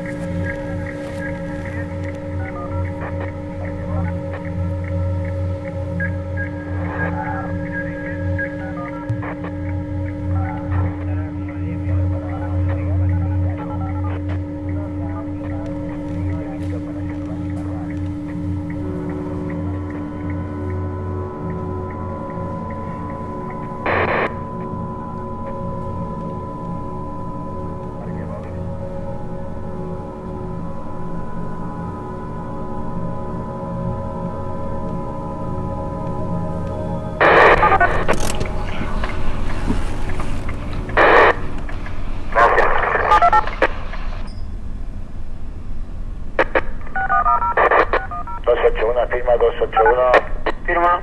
T43, dalo por hecho, buenas tardes. Sí, buenas tardes, señorita. Una consulta. Por Avenida Libertador hacia Retiro, ¿hay algún problema? ¿En cuanto vale un viaje desde Recoleta a Temaiken? A las 12 y Charlie, que me puede confirmar, Maipú y Tucumán, al llamado Sucre Belgrano. Soldado de la Independencia y Gorosiaga. Rodrigo y Rodney a confirmar. Confirmar, servicio de mensajería para Uruguay y Viamonte. Y Viamonte, confirmar, servicio de mensajería. Puro tráfico, señorita, mucho tráfico. Yo ya recorrí eso, mucho tráfico. Muchas gracias. Barra 5. No responden acá.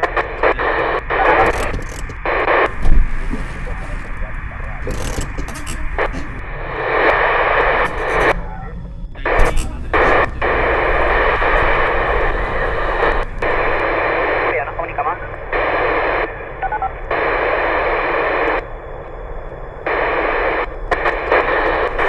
I think I'll stop there. It goes on.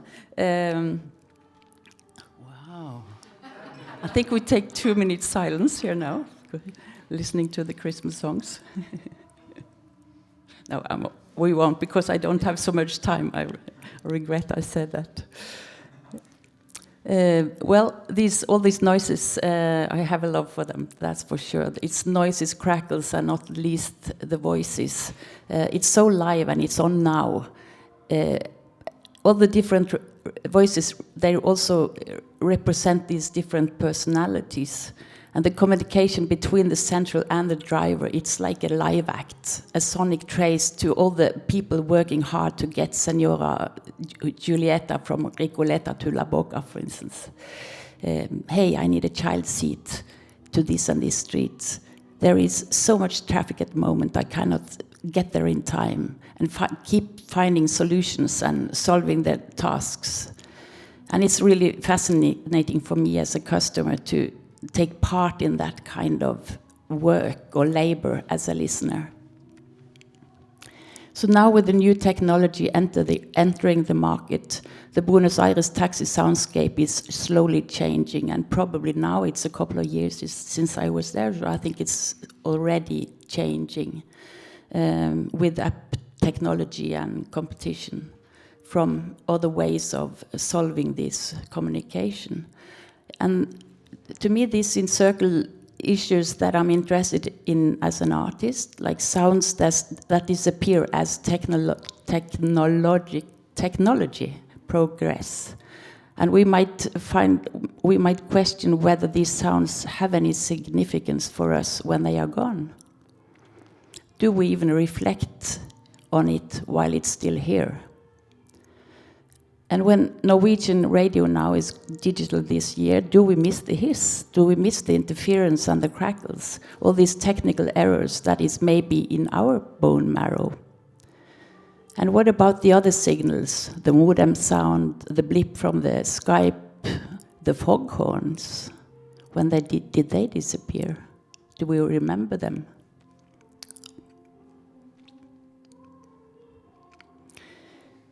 So I think of the radio as a fleeting but emotionally charged medium. The listener is forced to compensate for the absence of the image by using her imagination. The radio has also been called an acoustic photo album, and my album would first of all maybe consist of signals, fragments of foreign language, crackle and distortion.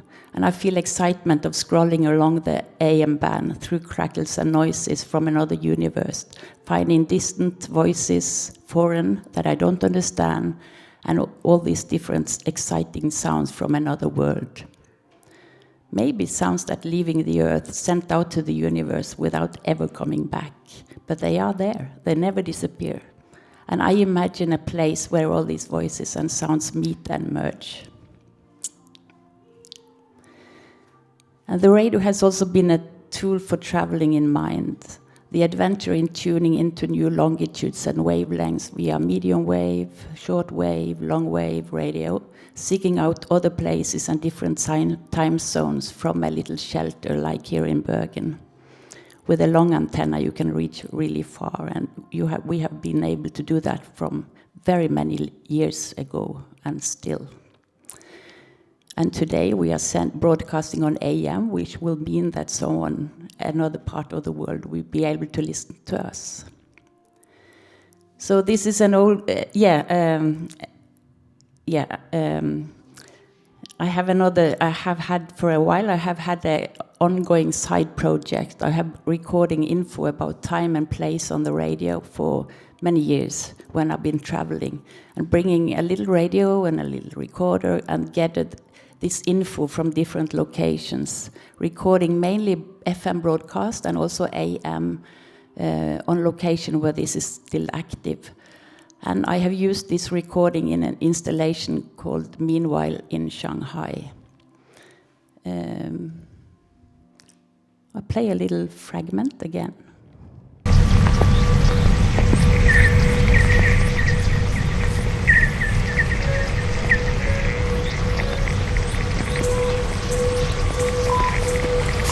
De la mañana. Tonight at 6:30, 7:30 Atlantic, 8 in Newfoundland. Klokka 14:06. 21:03. And Kashmir.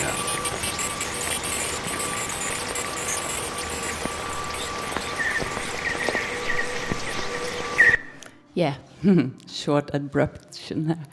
So this is the time information, and one of the things that have been interesting while working with this is that this information, while I've been recording it, and several places, the concrete or physical place has disappeared. And replaced with www.nrk.no. So we don't hear Oslo anymore. And I think this is also happening with the time information, that the clock is not so crucial anymore as a timekeeper, at least here in the West, or where we have all this technology carrying around us all the time. We also use the mobile to calibrate time correctly. But the radio as a timekeeper is interesting, I think. And 20 years ago, Lars Nyre was a researcher here in Bergen. He said, the radio follows the day like a clock, where hourly news updates provide us with a shared routine that synchronizes the rhythm of daily, everyday life. So these radio stations are not too longer as central to the project of daily time-telling anymore, with the advent of digitally networked universal time. And it might also be a passing feature in sound history, like the radio taxis in Buenos Aires, and reminding us of the ephemerality of our constantly technological development. So, yeah, no Oslo or Moscow anymore. It's just ephemeral information. The time pips is another one it's very important, you know. I'll play a little time pip.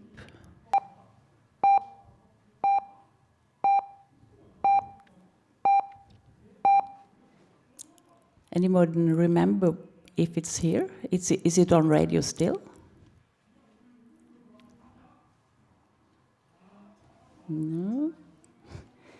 No, it's actually, I just had to check it out. I think it's a beautiful signal, and it's about time calibration again. It disappeared from NRK in 2005, so it's already 13 years ago, but it's very strong in the memory still. And one of the reasons, as I understood, was that there was a slight delay between the DAB, the digital audio broadcast signal, and the FM, which so it was not accurate anymore, which meant that the idea of the time calibration didn't work. So NRK must then have decided to take it away, and I didn't notice that it was gone, but it's been gone for 13 years.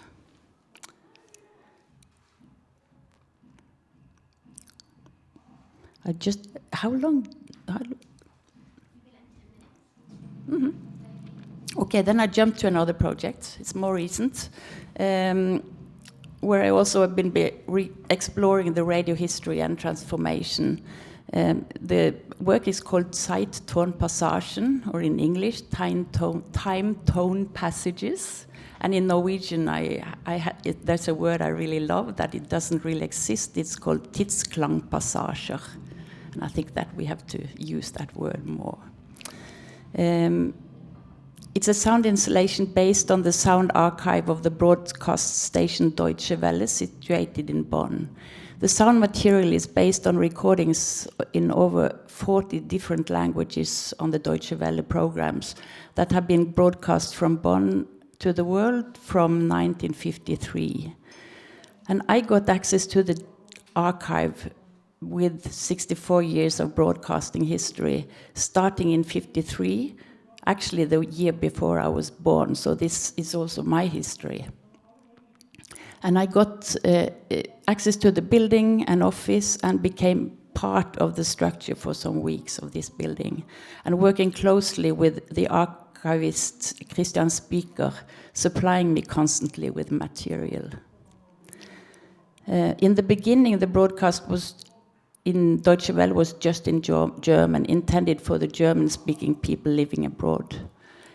And eventually, more and more languages was added. So in 1962, there were 17 languages, and it just increased and increased. And the first languages was the usual suspects: German, English, Spanish, etc.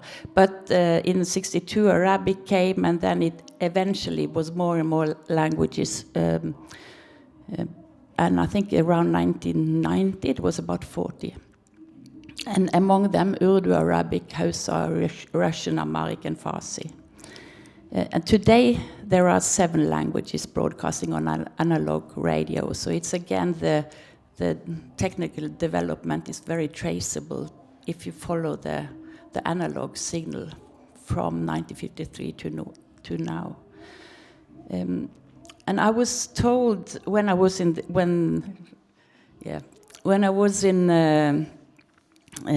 working in the building there, I was told that there's about 2,000 people working at Deutsche Welle, all nationalities.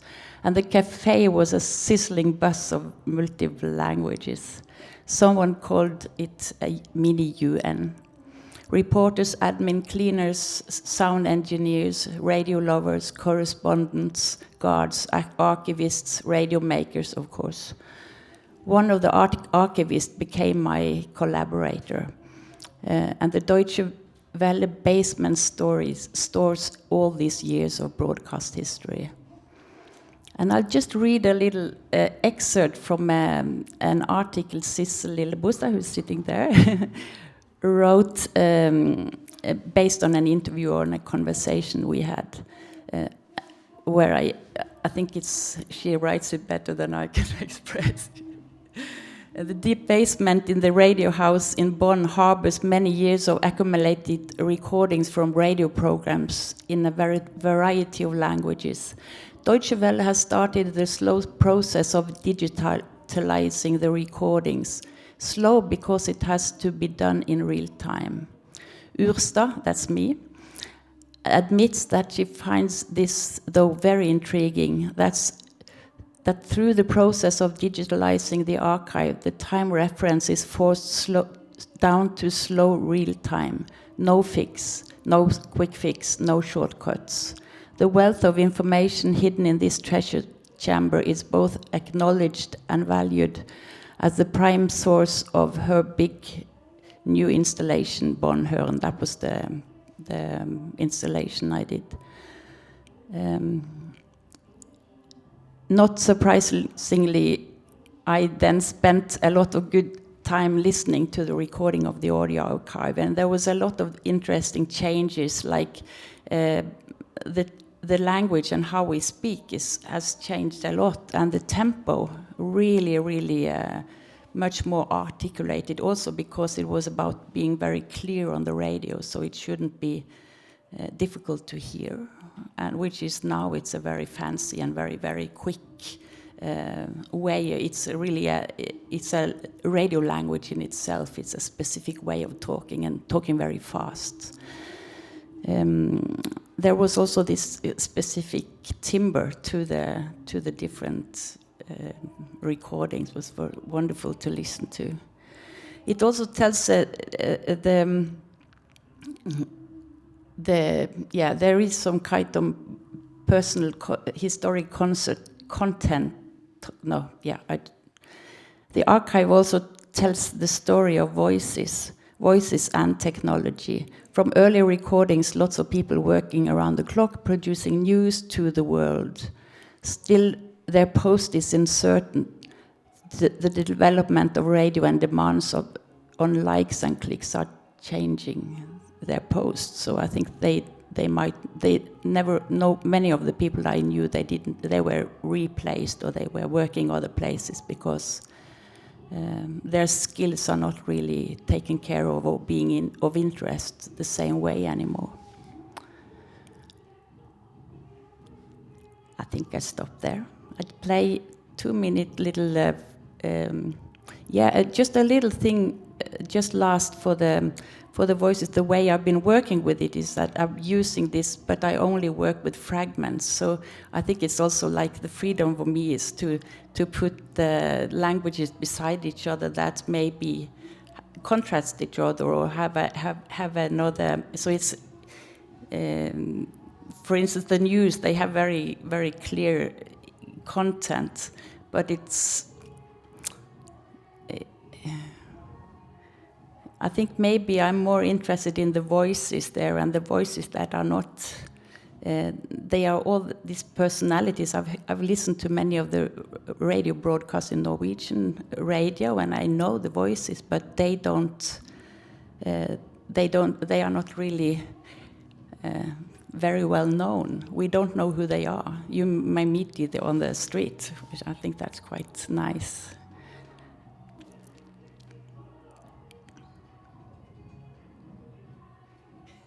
So now I'm going to join the guys outside. Yeah. Just a little fragment here. Pani Mario, czy zechciałaby Pani powiedzieć nam kilka słów na temat Pani powiązań zawodowych z twórczością Tomasza Manna? Trudno mi może od razu mówić o osobistych moich powiązaniach z twórczością Tomasza Manna, czy zawodowych, jak Pani mówi.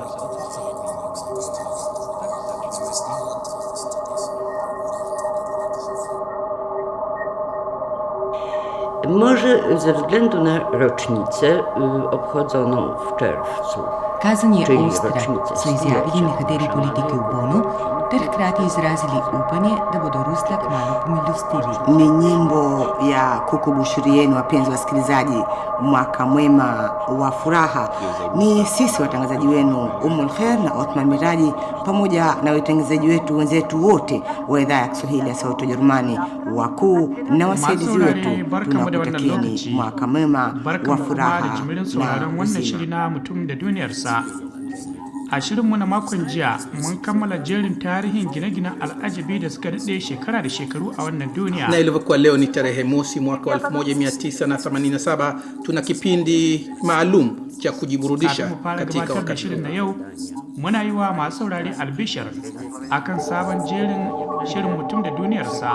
Mwaka mpya au maazimio yetu mapya, utasemaje? Nadhani kama watangazaji kilicho muhimu kwanza ni kuombeana uzima na furaha, na pili ni kuzingatia.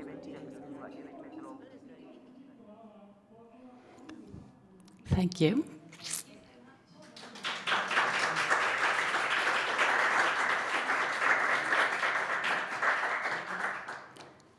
And now Anton Kats.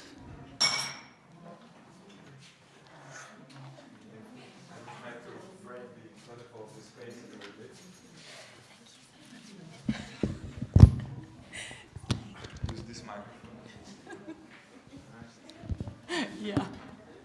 Jonas?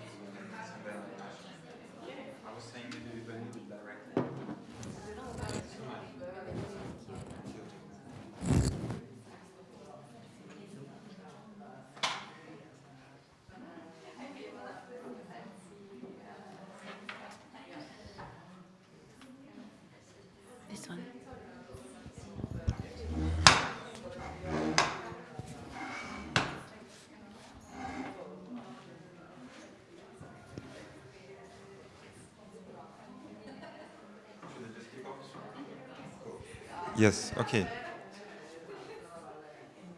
Then I might start. Okay, no worries. Actually, exactly. There is, the way I understand radio, there is no particular protocol in a sense of the one is speaking and the other ones are listening. And that's actually a wonderful entry point. I hold the mic a little bit higher.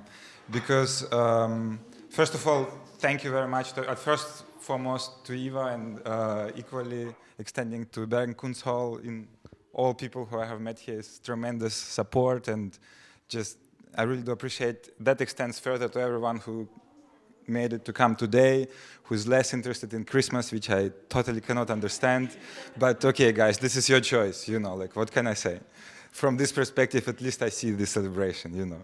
No, okay, and that's actually a very interesting entry point in terms of when we speak about the radio and when we speak about the studio, on which I would love to pick up on, and the questions of privilege and access that Eva has raised in the beginning, and maybe kind of address one of the, let's say, applied concepts I'm using in my practice, which I call a radio narrowcast.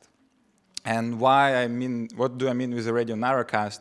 Is a kind of inversion or sometimes in opposition of what we understand as a radio broadcast. And I will generalize, but when we think of a radio broadcast, we kind of think of a enclosure of a studio, of a particular content.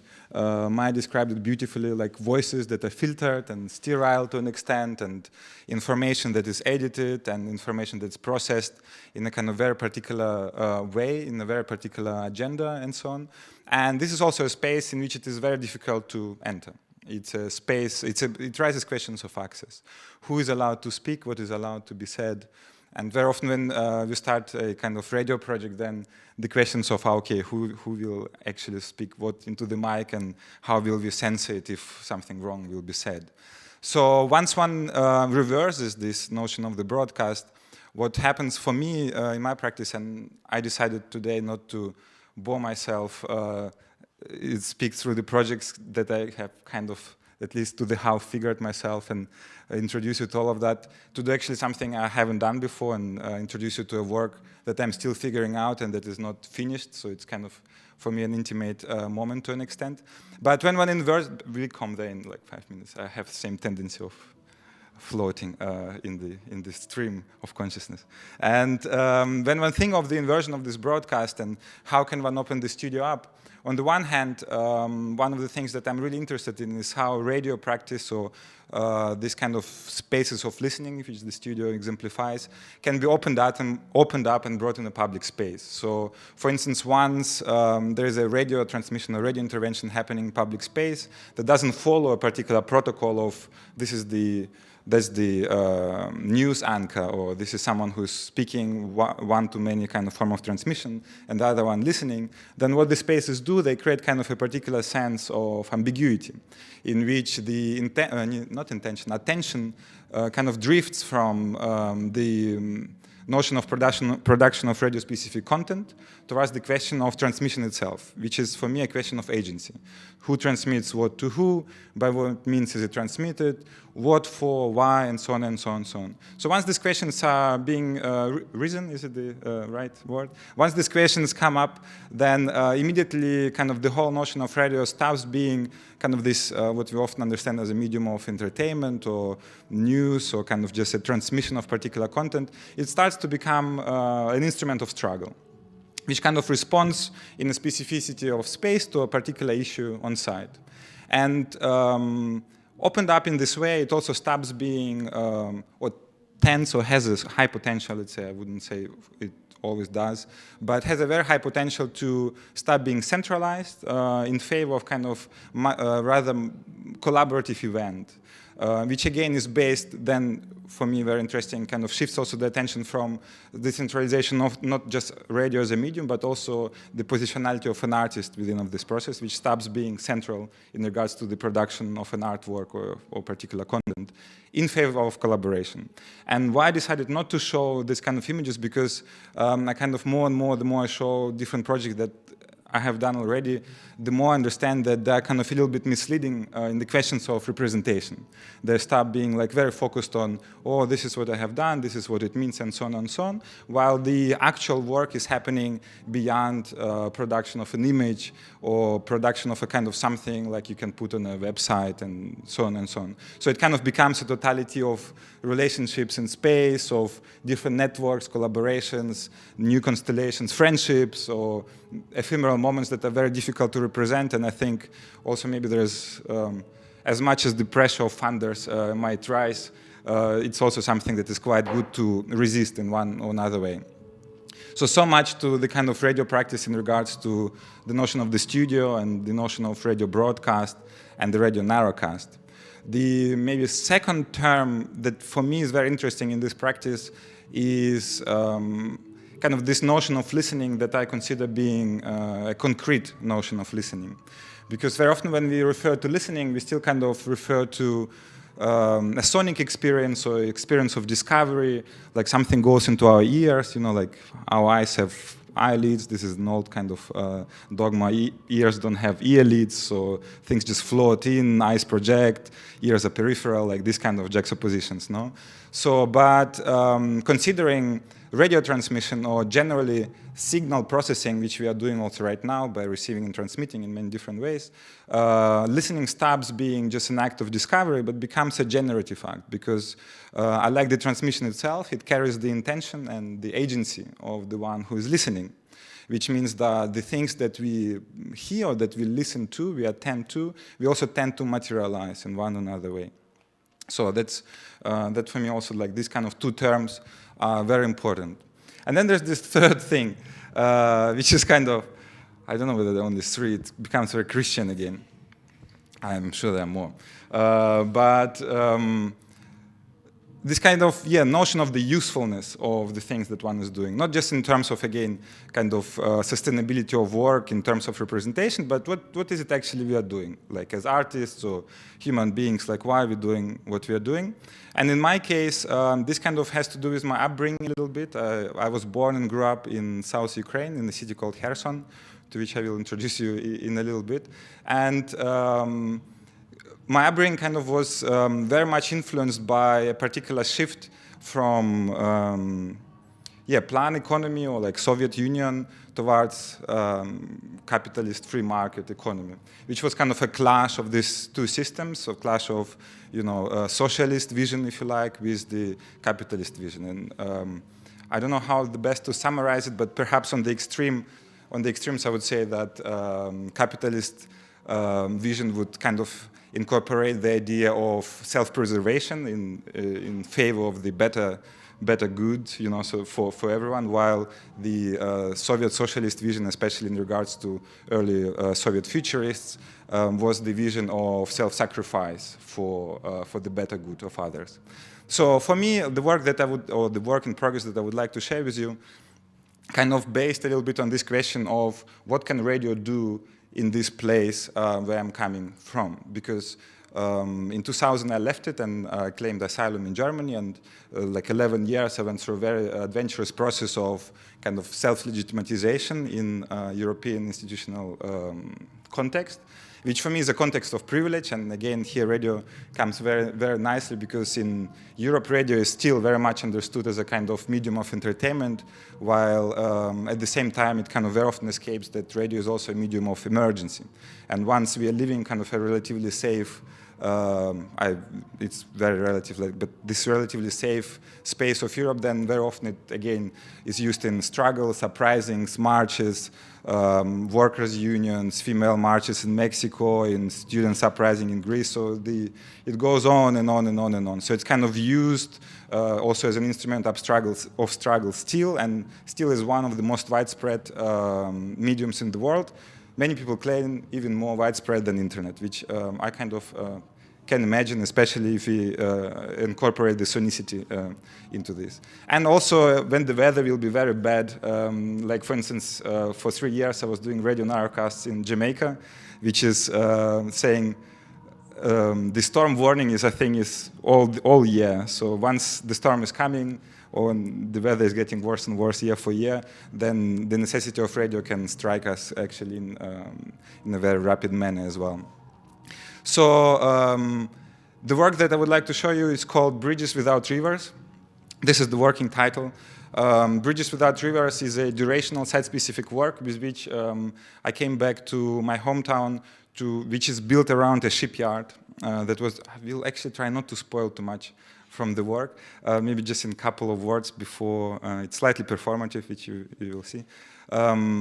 Why Bridges Without Rivers comes kind of from this question of artistic gesture, artistic practice in a space that is kind of much more concerned with pragmatics of every day and with pragmatics of making kind of bare living or one another way of surviving, or kind of encounters immediate dangers, like for instance in the case of Kherson, that is not an immediate military zone, it still is very close to Crimea, and there is like a high influx of new dead bodies coming to the town and things like this. So it's kind of very interesting, like to think a little bit outside of this space of Europe that is relatively, but still very high privileged, and to think of kind of artistic gesture as like what do we do, guys? Like basically, what for are we doing what we are doing? This is my question. So Bridges Without Rivers responds to this idea of kind of, I hope not too cynic observation of mine, that artists, as like politicians, very often tend to build bridges even if there are no rivers. So there's this idea of producing, I generalize, I agree, and it's a working title.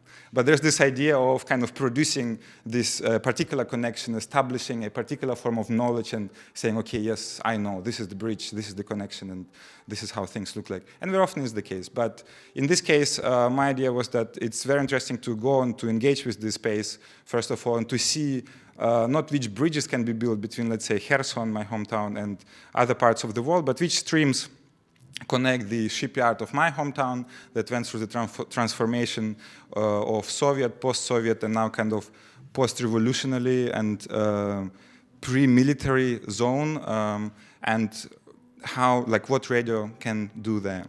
So this work is by far not finished. This is the first iteration of this work that is happening in framework of the Muziris Biennale that is will be opened on the 12th of December in Kochi, India.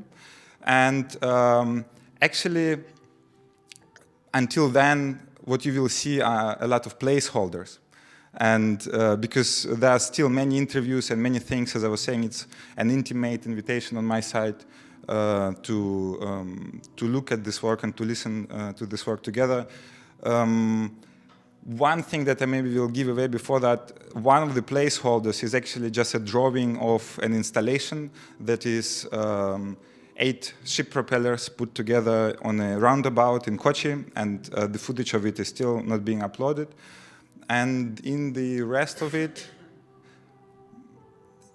based actually quite a lot on the collaboration that we were doing here, on the conversations that we are doing here, we've been meeting with different, foremost actually with one amazing chef working on a fleet, in a Norwegian fleet for a while.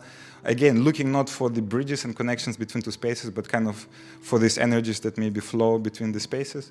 And I guess without a further ado, this work looks into these different forms of vision of the early Soviet vision and its collapse or decomposition of this infrastructure.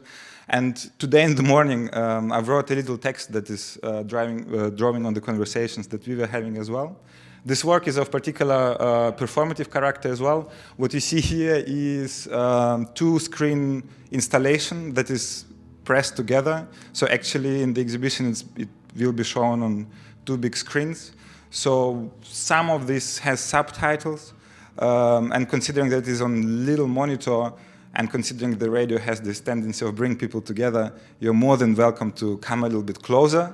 But it's entirely up to you. I know many people have very strong eyesight, and I shouldn't poke on this for far too long. Okay. And I still, how much is it?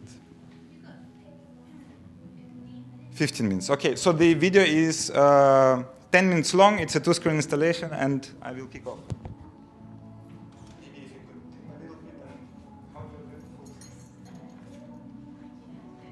you mind?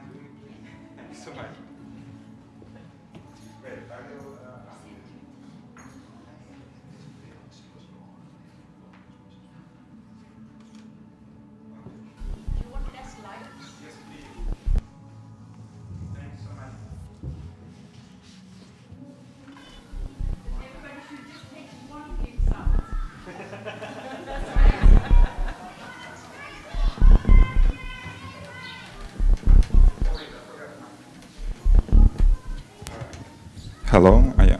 These are the excerpts from the archive of the Shipyard Museum of the Satellite Island, a place in the city of Kherson, where I was born and grew up. Around 200 years ago, during the plague epidemics at the estuary of River Dniva, there were swamps, notorious for sheltering plague corpses and partially settled by the kolkhozes, collective farms of the fishermen. This is me in 2018 running in the middle of the road, looking horizontally and from the above. In 1948, it was decided to build a shipyard on the island. 3 years in making by the special contingent that were the prisoners of the camps convicted for different crimes, the first ship laying in 1951 became the first year for a new factory enterprise in the Soviet shipbuilding system. Employing around 60,000 workers at its peak and building 12 to 15 ships a year, the acute shortage of housing for the workers became the main pressure point for the workers' unions in Kherson. In 1967, the climax of the housing problem culminated in the visionary suggestion of the director Zabotin to build a satellite city on the swamps of the quarantine island. In the workers' collective, this idea was received anonymously. 10 years after the launch of the first Sputnik, 6 years after the first man was rocketed upwards into space, 1967 in Kherson became a year in which the vision of early Soviet futurists manifested in both vertical and horizontal directions. Horizontally, in the launch of the cargo ship Yuri Gagarin, circulating the Black Sea, vertically, in the erection of concrete high-rise buildings on a new-built satellite island, allowing for consideration of all ships literally and metaphorically. Between cosmos and chaos, in the aftermath of the violent privatization waves of the 90s and the early 2000s, after the disappointments of two revolutions in 2004 and 2014, after the annexation of Crimea, the early futurist visions once again became enemies of both the past and the present. The desire lines, omnipresent all over the island, led to both the water surrounding it and to the bridge leading to the Oleshki dunes. Soviet bombing range turned into nature reserve, turned back into military base several years ago. Lived out rather silent remains of the shipyard, the challenges of the workers' unions resonate in a clear account.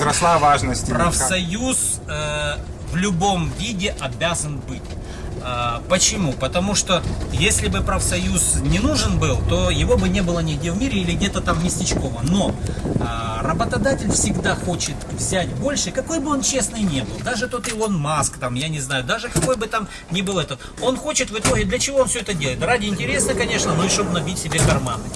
За счет чего карманы набиваются? За счет разницы в цене на рынке, то есть я продукцию произвожу и продаю ее там это самое. А также за счет того, чем меньше я отдам на ее затраты. Но так как качество нужно выдержать, и затрат меньше, если ты сделаешь, твою продукцию просто никто не будет покупать, то необходимо, конечно, ну вот за счет рабочих, и их ущемлять. А у нас народ, не только у нас, везде, он, к сожалению, ну, и это невозможно, чтобы так было по-другому, он малообразованный в юридической части. А что такое профсоюз? Это люди выбирают среди своего коллектива человека, который будет изучать эти статьи, защищать их права и отстаивать их, это самое, и людей, которые будут грамотные, и которые будут от них, а не от кого-то. Потому что если нанимать со стороны кого-то, он будет тоже свои интересы, и потом ему работодатель чуть больше заплатит, и он будет скрывать от рабочих. То есть профсоюз в любом случае он будет в том или ином виде. То, что где-то вырождается профсоюз, это не значит, что он выродится. Он переродится, потому что как революция в мире, да, знаете, можно рассуждать так. Революция вот произошла, все, теперь миллион лет революции не будет. Да нет,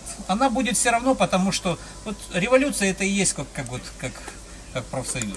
То есть борьба за то, чтобы была справедливость. Теми людьми, которые владеют чем-то, и теми людьми, кто это что-то делает.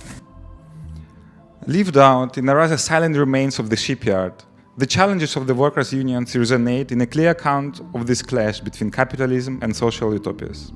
In the attempt to revive Shipyard's once active radio station, I have asked current unions leader Sergei Lukomsky how the role of the unions has changed after the most recent revolution in 2014. This is what you just have seen as an interview. Equating silence with the absence of industrial production, the Shipyard's own radio station is silent for the last 35 years.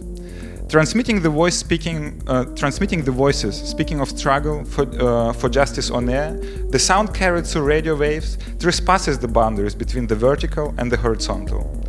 Radio, as a sonic strategy and as a social manifestation of power, creates organisms instead of images, replacing telescope with a teloscope, with telo meaning body and scope meaning vision.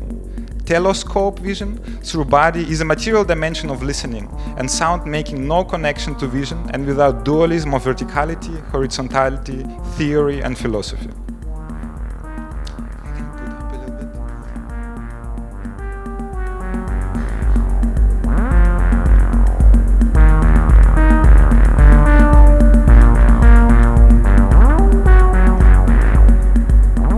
Wiped out by the early forerunner of redevelopment perestroika, the questions of housing, conflict and redevelopment, raised once by the workers' unions, make their headlines in the news once again in the 1987. This time, in the attempt to displace the family of the first man in space, living in the Gagarin street of the Gagarin city suburb, not very different to the satellite island.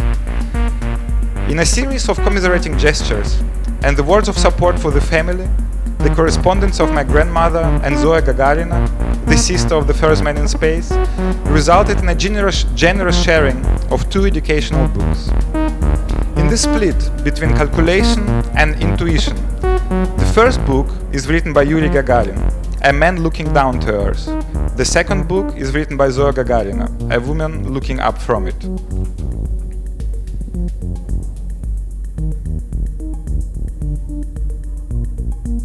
Looking up, down and under, the plague corpses have long disappeared under the concrete high-rises together with the imprisoned shipyard builders.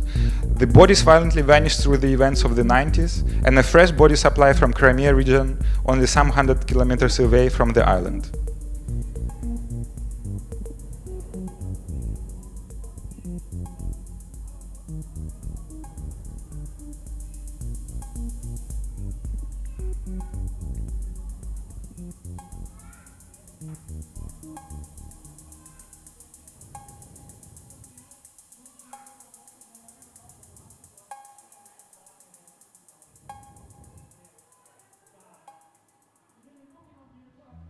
From the shipyard archives. On the 13th of June 1973, the factory witnessed a crowded celebratory rally dedicated to the launching of a dry cargo ship Vishwa Umang. First ship built on the shipway of Kherson Yard for India during the Indo-Soviet collaboration in the 1970s. A majestic ship. On stage is the extraordinary and plenipotentiary ambassador of India in the USSR, Dr. K.S. Shelvankar, and his wife, not named in the archive, and representatives of India, leaders of the factory and public organizations. The workers and engineers who have built the ship are also present. During 1973 and 1974, Kherson Shipyard has built 3 more dry cargo ships for India: Vishwa Tarang, Vishwa Asha, and Vishwa Abha. These 4 together make for the universal joy, universal wave, universal hope, and universal grace that the city of Kherson used to build for India in the 70s. In the vision of Soviet futurists, matter is not devoid of feelings and can be called spirit in any of its parts. A particle of matter of any size feels, while birth begins immediately after death with the reproduction of bacteria and more complex organisms. After the universal hope, joy, wave, and grace have been long decommissioned or lost, necessity for a new futurist project emerges in the embrace of the remains of material and immaterial infrastructures. Deriving from the immediate presence of loss and decomposition in the circulation of subject matter, the futurist vision of life after joy begins with sound and listening converging human intention into thrust.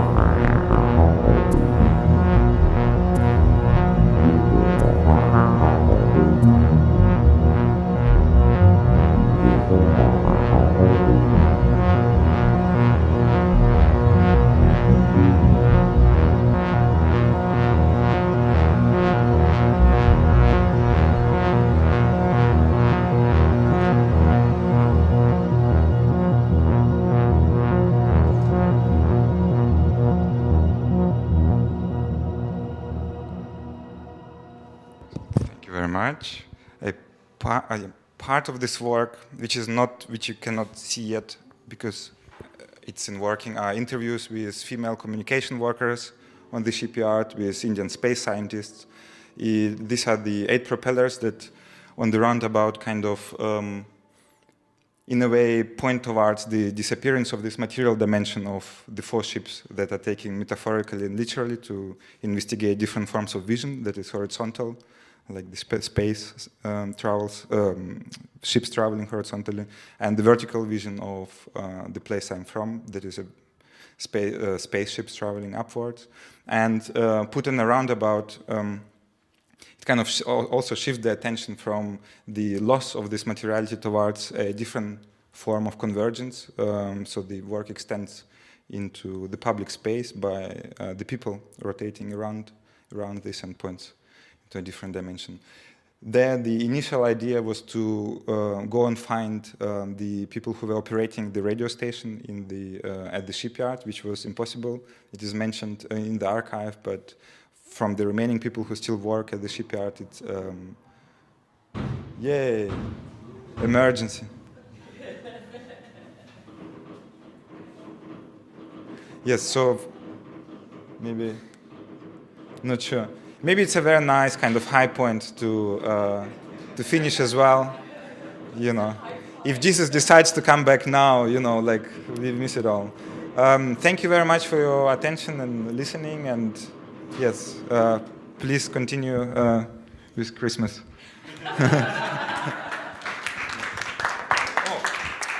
Forgot.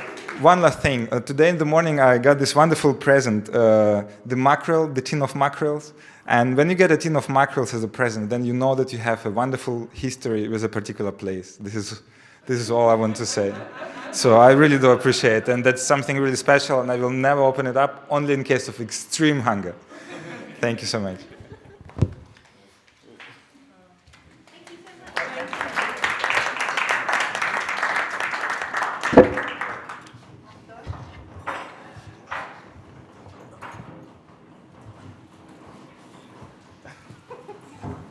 Okay, for everyone listening at home, we're just going to take a short pause to enjoy the fireworks, which you can see on the live stream. And for everyone in the room, please enjoy the fireworks. We thought we would bring the wine part of this evening to now, just because it's been a long afternoon, and maybe it'd be nice to finish the day with a glass of wine, and then me and Andrea will talk after the fireworks.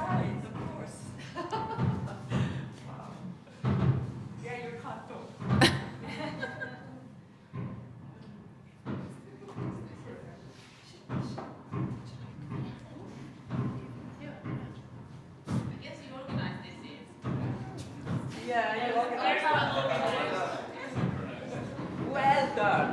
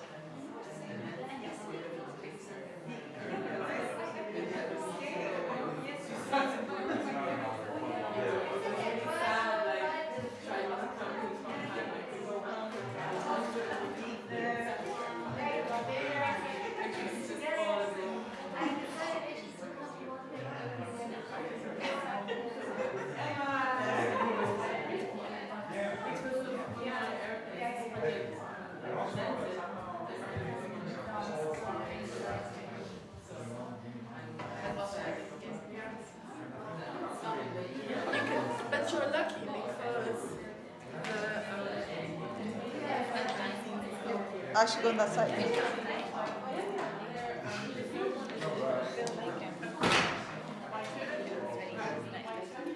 Totally. It's a very long day. The curator has a very long day.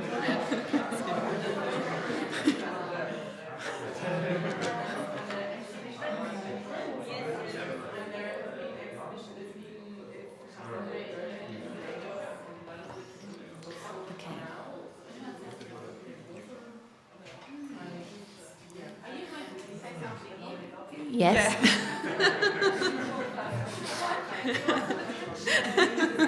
Some attention, please. I mean, and now I feel like we should just stay here and have a party, which is a good note because this final session, which then is the final session, then we're finished in these 2 extra long, extra extraordinary platforms. We're going to finish today with me and Andrea Francke, who's an artist originally from Peru, but now based in London. And it's fitting that we now feel like we're maybe in more of a party vibe, because Andrea and I met when we were studying at an alternative art school 5 years ago called Open School East in London. And when we met, we both came from very different practices. I was an artist, but then had been working for a long time in administration at the Tate. And Andrea had been working on a whole number of different projects, mostly around social art practice, including a really amazing project called The Invisible Spaces of Parenthood that you could say something about if you want in a minute. Okay. And when we met at Open School East, it was a sort of way for us to figure out how our practices as artists were developing.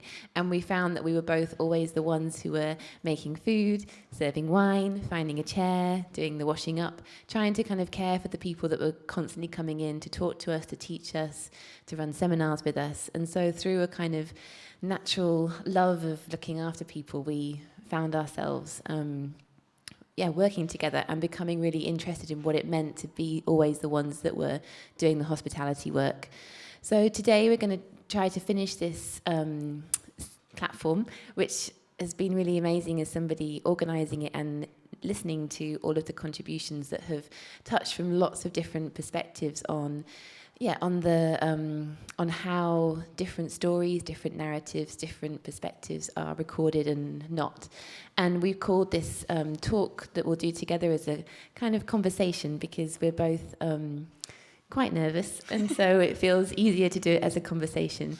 And it's called Stickiness, and I guess it's to try to bring back or conclude the day by thinking about what can we actually do to try to change those archival struggles that Emma was encountering and that Hannah from the Queer Archive was trying to make a platform for, and that you and Anton are talking about in terms of the kind of tools and technological communication developments and products that are available to us.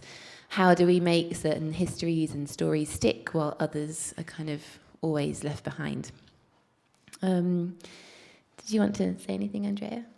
Do you want to talk a little bit about individual practices before we... Yeah, so a lot of you know now, and you need to speak closer into the microphone. A lot of you know now through running the programme here that has this title of Who's Doing the Washing Up is something that Andrea and I, through a project that we started at Open School East, has come from. And that project was called Wish You'd Been Here, was a way to kind of draw together our interest in hospitality as a practice and to think about both how we construct events and run parties to also research what it means to be hospitable.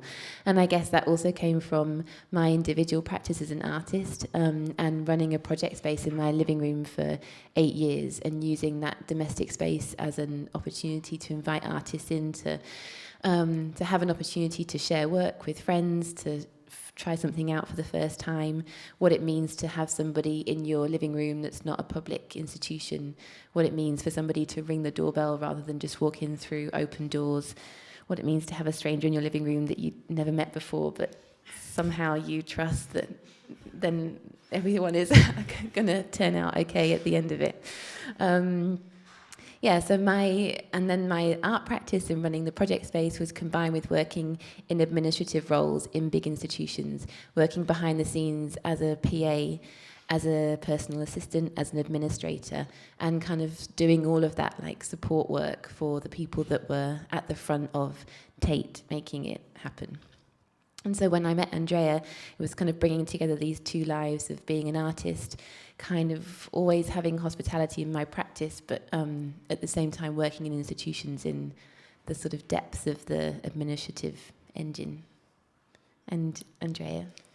So I have like a social practice, I would say, I'm not really sure. People define it as a social practice, so I get funded as social practice. I'm not 100% sure how I fit in that category, but I've always been interested in categories. I guess I'm also interested in epistemology, but my interest in epistemology is usually what are the bodies that we allow to inhabit certain categories, and what are the bodies that we exclude, and what happened in those when you include people that were excluded before. So my first project, which was Invisible Spaces of Parenthood, which was the showroom where Emma and Anton and Eva have also worked in London, came from work that I did around childcare, because my son used to go at the university childcare, and the university closed, and that was horrible in itself. But the most horrible thing was that I couldn't get the students to have any sort of solidarity, like their position.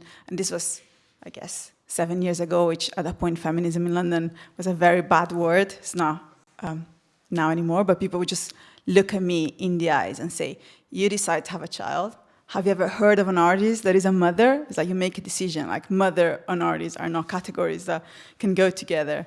And I got really angry. I think like most of my practice, including We Should Be Here, surprisingly, is a very angry practice in its own way. And then as the project evolved, it was really interesting because it became this thing about how motherhood is also a category that it was also always excluding lots of people. So how do we kind of do politics from that position, including domestic workers and nannies and people that work in early years education, and who is allowed to be a mother and who's the good mother and who's not. And then the Piracy Project, which was a project about authorship, and it kept like, again bumping into the same thing, which was who is allowed to be an author and who isn't, and what are the things that get treated as if they're like nature.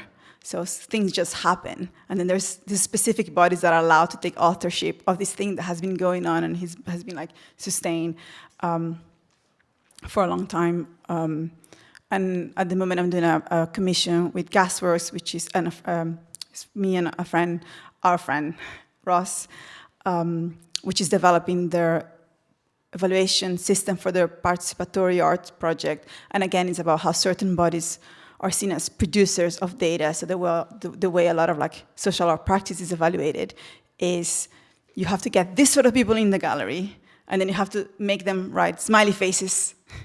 Ideally, they were people that have never been in an art space, and then you get like extra bonus points. And our idea is like, why are we as institutions not capable of having conversations with these people? Like if we don't have to really hear them and talk to them, and we don't respect them, and we only ask them stupid questions, then what's the whole point of like doing this work? But I'm going to talk about it in 2 weeks. I'm in Bergen again at the HKS. HKS. Yeah, HKS. And that's I'm going to talk more about this project.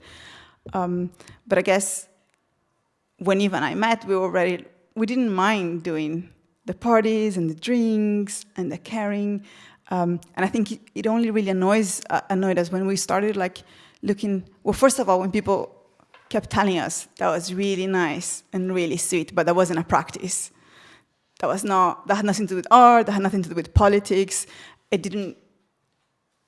And I think that built up. And then we started like finding these other projects and these other people that have run these spaces and the things they had created. And then it was really interesting that we either bump with discussions that sometimes, register, or sometimes completely made those spaces invisible, but sometimes register them and made them look like nothing, as if like those spaces were not require incredible amounts of labor and dedication and commitment to the politics that run in the setting, or they were suddenly attribute authorship to specific people. So you have a project that would be an amazing space that ran like was really central. And this is like international, which was also like a really interesting moment for us to realize that we had this connection to all these different, we did lots of stuff around Latin America because of my Peruvian connection, and places that were like really central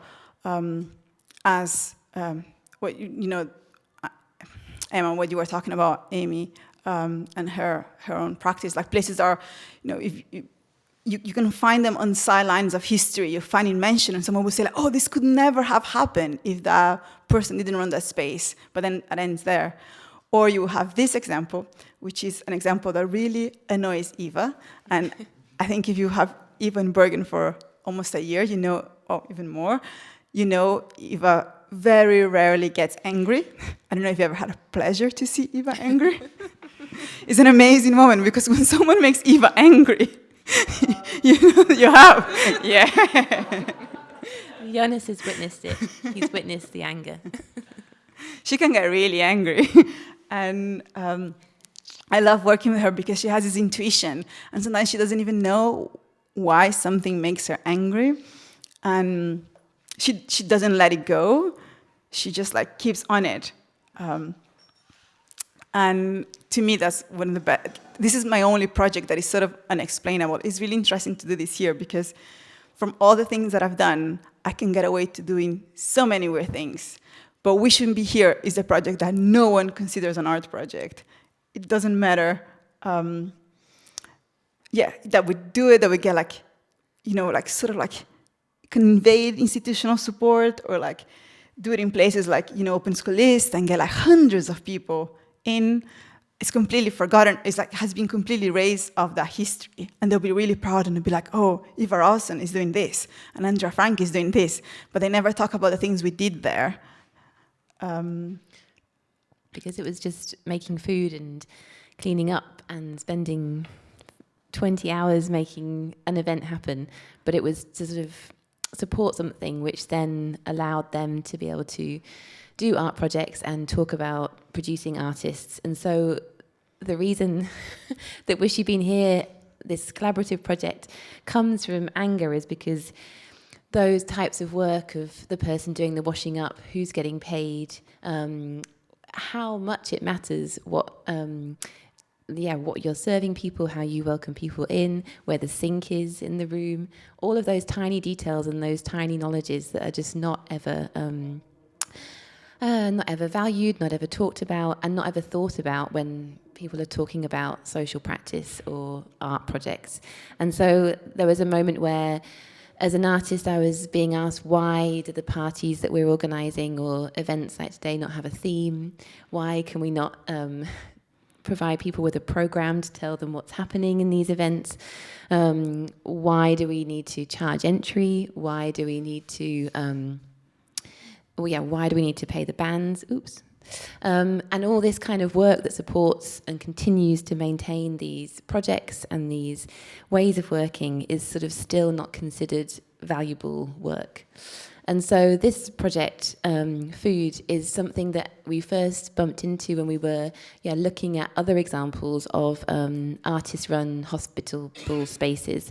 And like Andrea said, looking to kind of examples in Latin America where parties became real impetuses of political change and focus, because they were areas where you could get together and socialize and support each other and talk. And just as Emma was saying, like all of that kind of making food and creating spaces were hugely important to the political underground movements of the time. And then we came across this example. And Food is an artist-run restaurant in New York that was running between 1971 and 1975. When we first encountered it, it seemed to speak to a lot of what we were looking at in terms of it was set up by a group of artists who wanted to create a restaurant where they could serve food to their friends that they'd been doing inside their home, and in the end wanted to take it outside of their house and find somewhere public for these dinners with friends to happen. But also they wanted to provide a way of working for themselves as artists who were often doing multiple jobs to have flexible working conditions, so they could come and wash up in the restaurant for a week and then go on tour with the dance company for 2 weeks and then come back. And so when we first bumped into this example, Gordon Matta Clark is an artist that I'm sure you've all heard of, and it's really told, the story of food is told through the figure of Gordon Matta Clark. So we read the history of food, understanding it as Gordon Matta Clark's project. And then we encountered another history by the historian Laurie Waxman, who tells the rest of the story, who tells the fact that actually it was Gordon Matta Clark's partner, Carol Gooden, who was the one that invited Gordon to set it up with her, who put her inheritance into founding the restaurant, and who was the one that was there until the end after Gordon had left. And she did it together, founded it together, you can see them in the image here, with 3 other artists, Tina Gerard, Rachel Liu, and I'm going to say her name rather than just forgetting it, and Susie Harris. And together the 5 of them made food happen. And I'm just going to read a small section from the history of food where this image comes from, which is, it was an exhibition at White Columns in New York, and this is the exhibition catalogue by Catherine Morris. And this particular article is taken from the history of food, what the sort of chapter is called, and it's a letter from Caroline Gooden to somebody called Corinne Deserens in 1992, where she just kind of briefly goes through how this restaurant started. And she says, I quote, "I asked Gordon a week later, will you be a part of it? I asked Susie Harris, Rachel Liu, and Tina Gerard if they would become part of the team." And that really tiny sentence that Carol asked Gordon to be a part of it is something which has been completely sort of transformed through historizations of this project. Because Gordon Matta Clark is the famous male artist that we remember, that is the one that is visible in the history books, and the 4 other female artists whose careers perhaps did not go on to be as successful or as commercially successful as his, are just often known as the ANCO or the others. And what's really interesting, and when we were researching more into food, is that during the time of food running, they were really careful to acknowledge everybody that was involved in making it happen. So you can see quite clearly this whole paragraph of names and the facts above it is what made food happen. So all of those people were making food, whether they were cooking, washing up, whether they were buying the food, whether they were coming to the restaurant to eat, whether they'd been there once or 100 times. The whole kind of ecology of the restaurant was captured. And this was an article and an advert in a magazine called Avalanche, where they showed what goes into making this restaurant happen. And in interviews with Carol, she's quite clear to say that Gordon was definitely an important part. He was the charisma of the restaurant, but she was the one that got the call when the toilet was broken. Is there anything else you want to say about how we came into it? Well, I think the funny thing is that we came into it, and then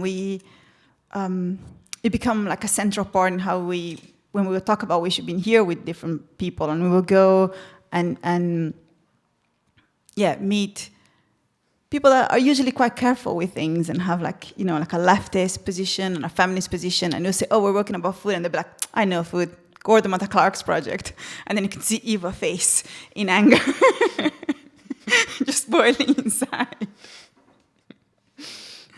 Yeah, because since then I've been collecting examples of where, like Andrea said, it's not, and it sort of goes back to what Emma was talking about earlier. It's not that I'm reading catalogues about Gordon Matta Clark or following hashtag Gordon Matta Clark. I'm looking at feeds in my Instagram. I'm looking at New York Times, Freeze magazine, things that I'm kind of coming into my conscious and reading list anyway, which is still referring to it as Gordon Matta Clark's restaurant and project. So these are some things that I've found on my phone in my folder called Food. This is a photo of Gordon, Tina and Carol when they first got the keys to the restaurant they turned into Food. And you can see from the caption, Matta Clark and Co. outside Food. This is also from an Instagram from a writer who talks a lot about, it's all about avoiding participation and refusing solidarity, but from a progressive standpoint. Image, Gordon Matta Clark's Food. This is from New York Times. Gordon Matta Clark, Wright, turned this photograph into promotion for food. The restaurant he and other artists opened in 1971. And this is a kind of slightly different example. I mean, Carol's mentioned and there's a photo of her. But for some reason, Gordon Matta Clark's name is first. It's not alphabetically correct in first name or last name, but he's there at the front. And so, I mean, and there is space to acknowledge these artists, but they are just erased from the history of this collective project, which at the time in the 70s tried so hard to acknowledge the collective work. So I'm like fixated about this project and consistently angry about it, because the work that the women in this restaurant were doing, who were very clear throughout talking about it, that they were running the kitchens, they were getting up at 5 a.m. to buy the food, cleaning the toilet, doing the washing up, while Gordon, whose like way of being was to be the host, which is totally fine, and you have different personalities and different roles in the world, but still that work that they were doing is not valued in the same way that his charisma as the face of food, as it was known, came about.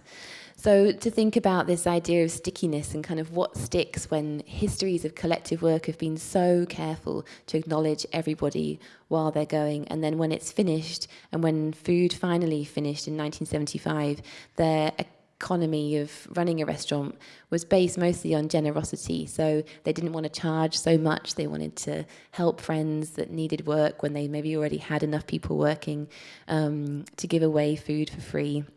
So food as a business model failed, and in 1975 it changed into something that was much more like a business model for a restaurant, and that's when it kind of stopped. It had lost its purpose to provide work for artists and a space for artists to come and socialize.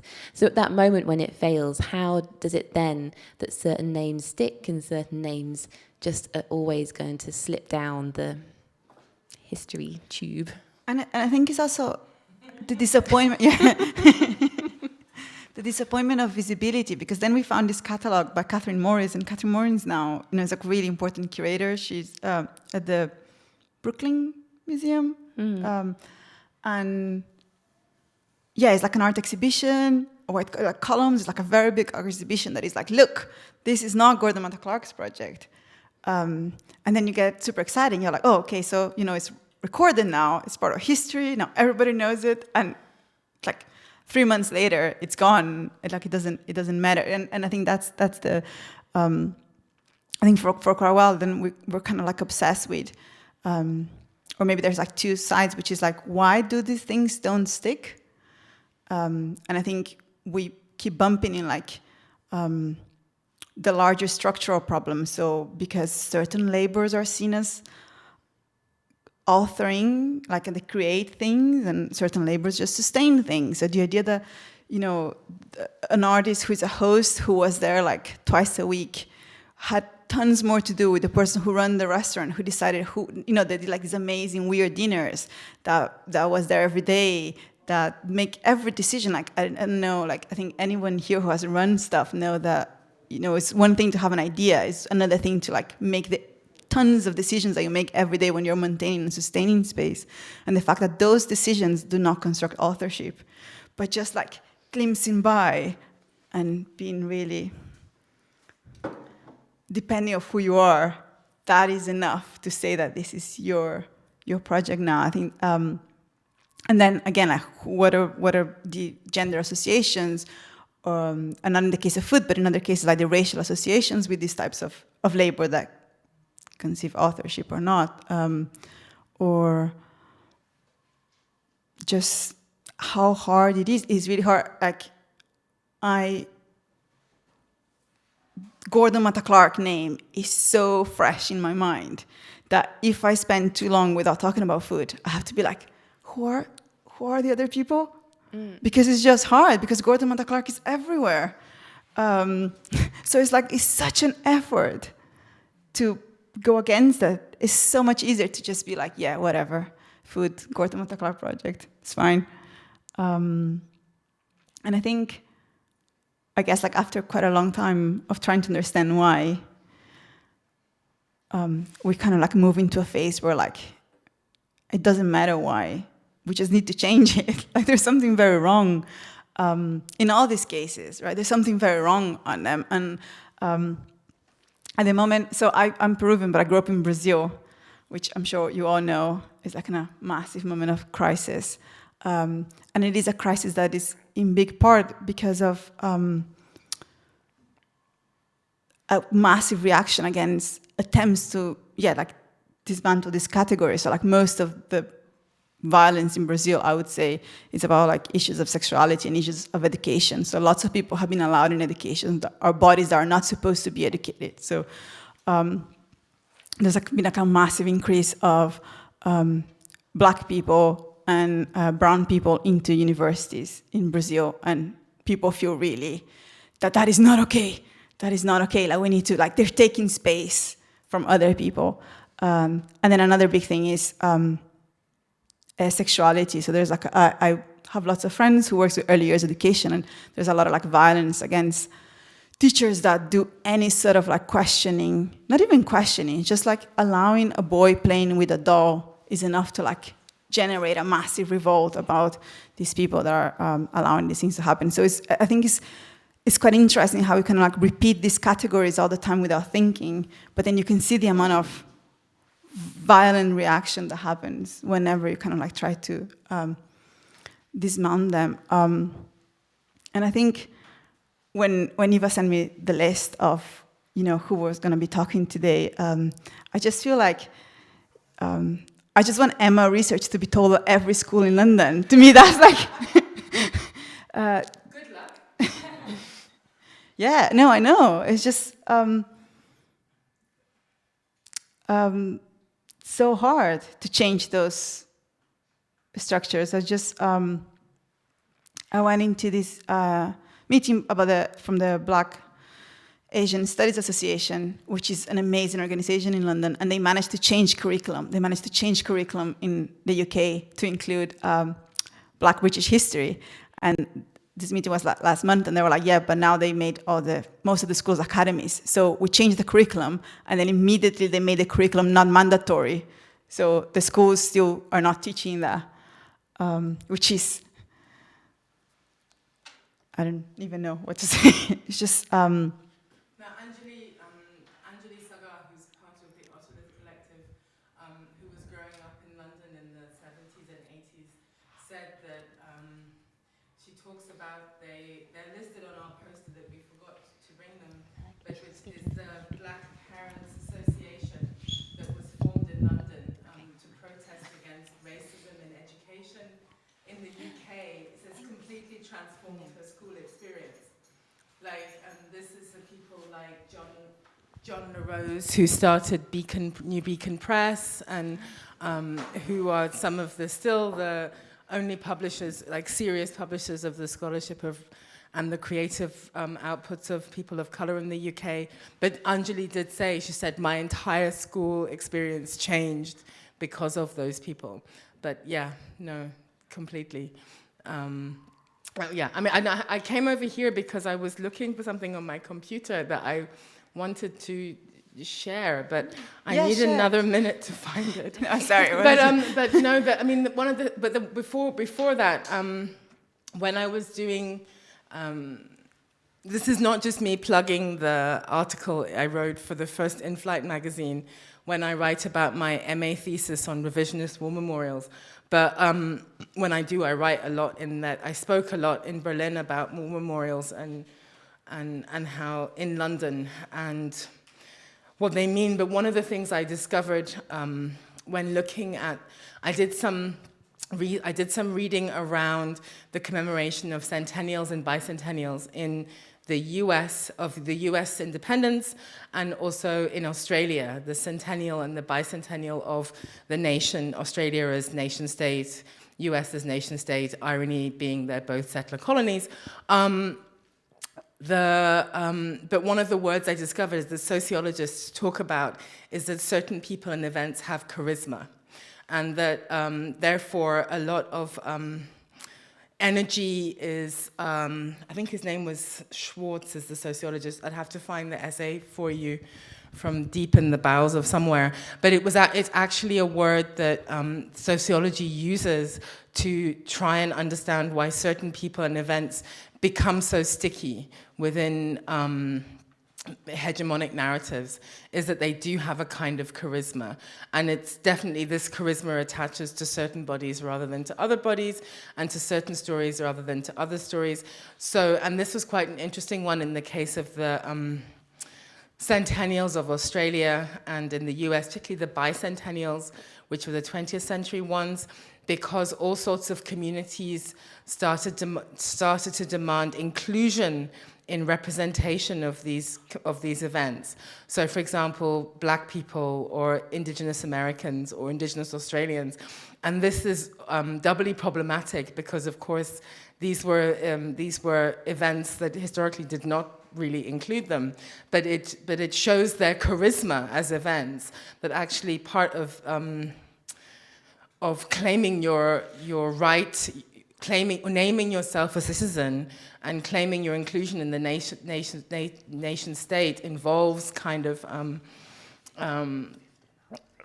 buying into or investing into the charisma of the centennial, you know. So anyway, that was the first thing I wanted to say about the use of the word charisma. It's not for nothing. It's actually a word that is used by sociologists to try and understand precisely the phenomena that you're describing.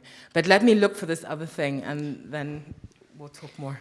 So maybe I can just pick up, because charisma is something that is used all the time to describe Gordon's position in food. And in going back to this article that Carol wrote, and going back to the food family fiscal facts. And just to say that we've got 10 minutes left on our live stream time. So we'll finish and we can hear your example, Emma, and then please stay and have a drink with us and we can continue the Q&A that way.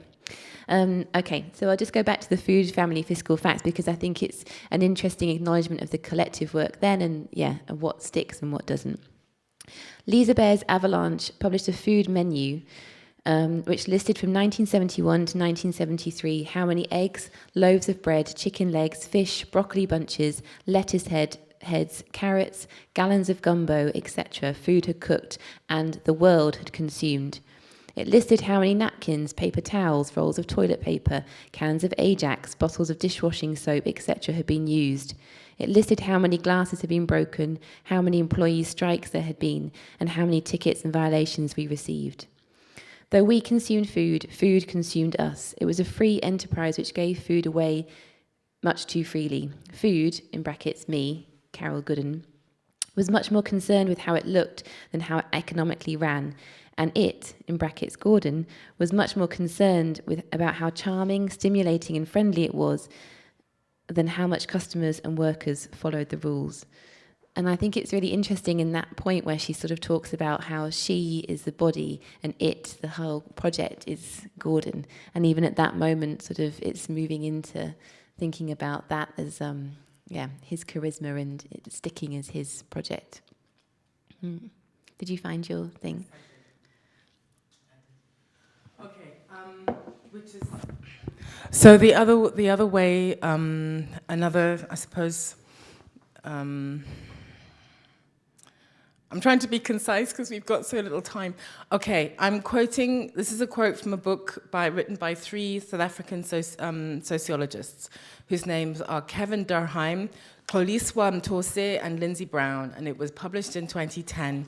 And the book is called Race Trouble, Race, Identity and Inequality in Post-Apartheid South Africa. So I tried to read the quote quickly, and maybe you see the connection rather than me talking. To cite means to summons or to quote. To recite means to repeat something rehearsed or memorized, especially before an audience. All 3 meanings are relevant to our understanding the operation of discourse. When we make sense of the world and position ourselves within it, we repeat regular ways of doing so, ways of doing what we and others have done before. As such, drawing on a discourse can be likened to quoting others, including ourselves, who have used it before, putting the discourse to work in the context of our immediate concern. However, this process of citation is not only retroactively oriented as a repetition of the past, it also has proactive force in the present and the future, summoning the speaker and audience to attend to its meaning, to hear in a specific way, excluding other ways, and to respond appropriately. Reciting a discourse can be likened to walking on a path. A path is a collective historical production that is kept in place by you and everyone else by walking on it. If people stopped walking on it, it would soon become overgrown and cease being a path. The same is true of discourses. They are collective historical products that are kept current by their ongoing use, like Gordon Matter Clark. The recitation of discourse brings the past and present into touch with each other. It is through recitation that the discourses of past generations can shape the kinds of people we can be today as they enter into narratives, internal voices, and dialogues which constitute the subjectivity and consciousness of current generations. Gordon Matter Clark. These routines of self and other knowing are compelling because they are so familiar. They have a ring of truth. And because they are habitual ways of thinking and acting, they feel right. The repetition, the recitation, and the summonsing allow us to recognize ourselves and our place in the world and to know who else we are dealing with. They tell us what is necessary, and what can be done. They allow to appreciate our place in economies of privilege and misery, to naturalize inequality, and they help us to live with the violence that surrounds us. And I mean, they're talking much more. This is a book which is looking at kind of what race means in South Africa and how it works post-apartheid. But I think this idea of collective reproduction, this idea of, it's not about things being sticky, but the path becomes deep and familiar, and we're all standing on it. We're all orienting ourselves by taking these paths, and we don't question it anymore. Then I think that they can start, as I think there's clearly whole sets of power relations that are involved, and arbitrary decisions and practical decisions and mistakes. But the ultimate result can be a path where one just says Gordon Matter Clark so many times that it doesn't really matter what anybody else says. Nobody can hear it anymore because it's become some kind of superhighway. So I just thought, I've always found that quite a useful bit of theorizing for thinking about why some things don't stick. Thank you so much. And I guess one of the things that we wanted to end on was sort of thinking about what can we and how can we in our everyday practices as workers, people, collaborators, start to sort of make some changes, because we all do it without thinking of who we name and who we don't, and what work we're still thinking about is valuable and what isn't, and what are the kind of even tiny structural changes that we can do in how we acknowledge people, and I think and how we acknowledge failure, things that didn't work, as well as things that do work. And just looking now, I'm intrigued by these two rebellions at food, the dishwasher rebellion of February 1972 and the radio rebellion in May 1972. That's next year's research. But what are the kind of things that we can actually start to do in our roles in institutions as well, where we are replicating material that is in catalogues, exhibition handouts, speeches, radio broadcasts, to try to kind of, bring those things which are just left behind to stick. Yeah, and I guess in our contemporary practice as well, right? How do we do not reproduce this kind of hierarchies? How do you not go to that, famous excuse when you're like, oh, where is your panel like that? And be like, oh, I don't know. It's I researched this thing, and just by coincidence, they're all straight white men.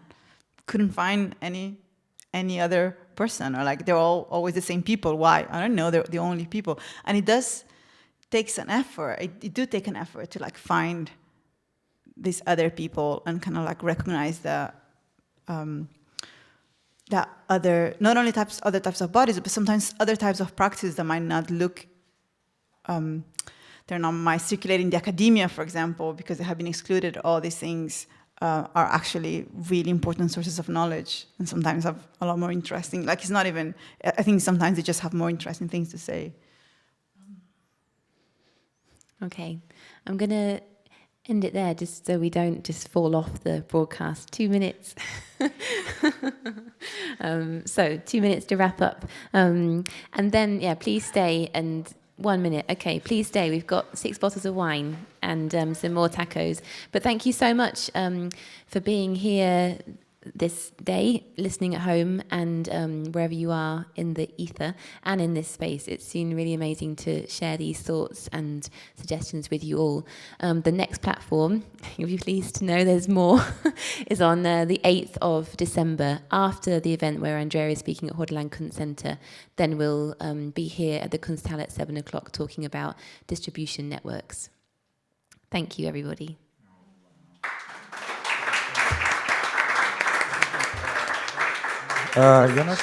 Speaking of acknowledgements, in this 1 week, I think for the first time in this extent, I was encountered with radical hospitality at its, I don't know, like even how to express it, but I'm not sure like whether everyone realizes, and it's very hard, like also for me, like I far away from representing it, to describe the intensity of this hospitality and giving and sharing in this 1 week, and it's impossible for me to multiply it and extend it for a year, because I don't think it's humans are capable of doing this.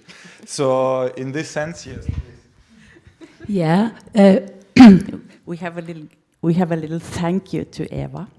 Can you come up here, please?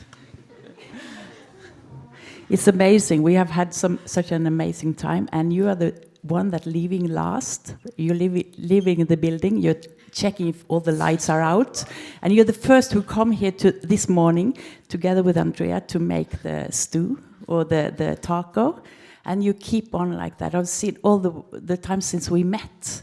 You kept on like that, and you make also fantastic results, and it's been fantastic to work with you. So. Okay, the firecrackers are out, but thank you, Eva.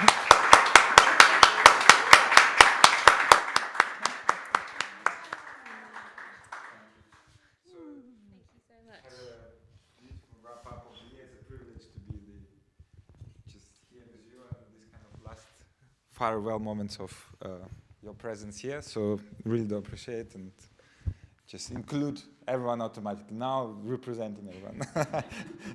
Speaking on behalf of everyone now. Thank you so much.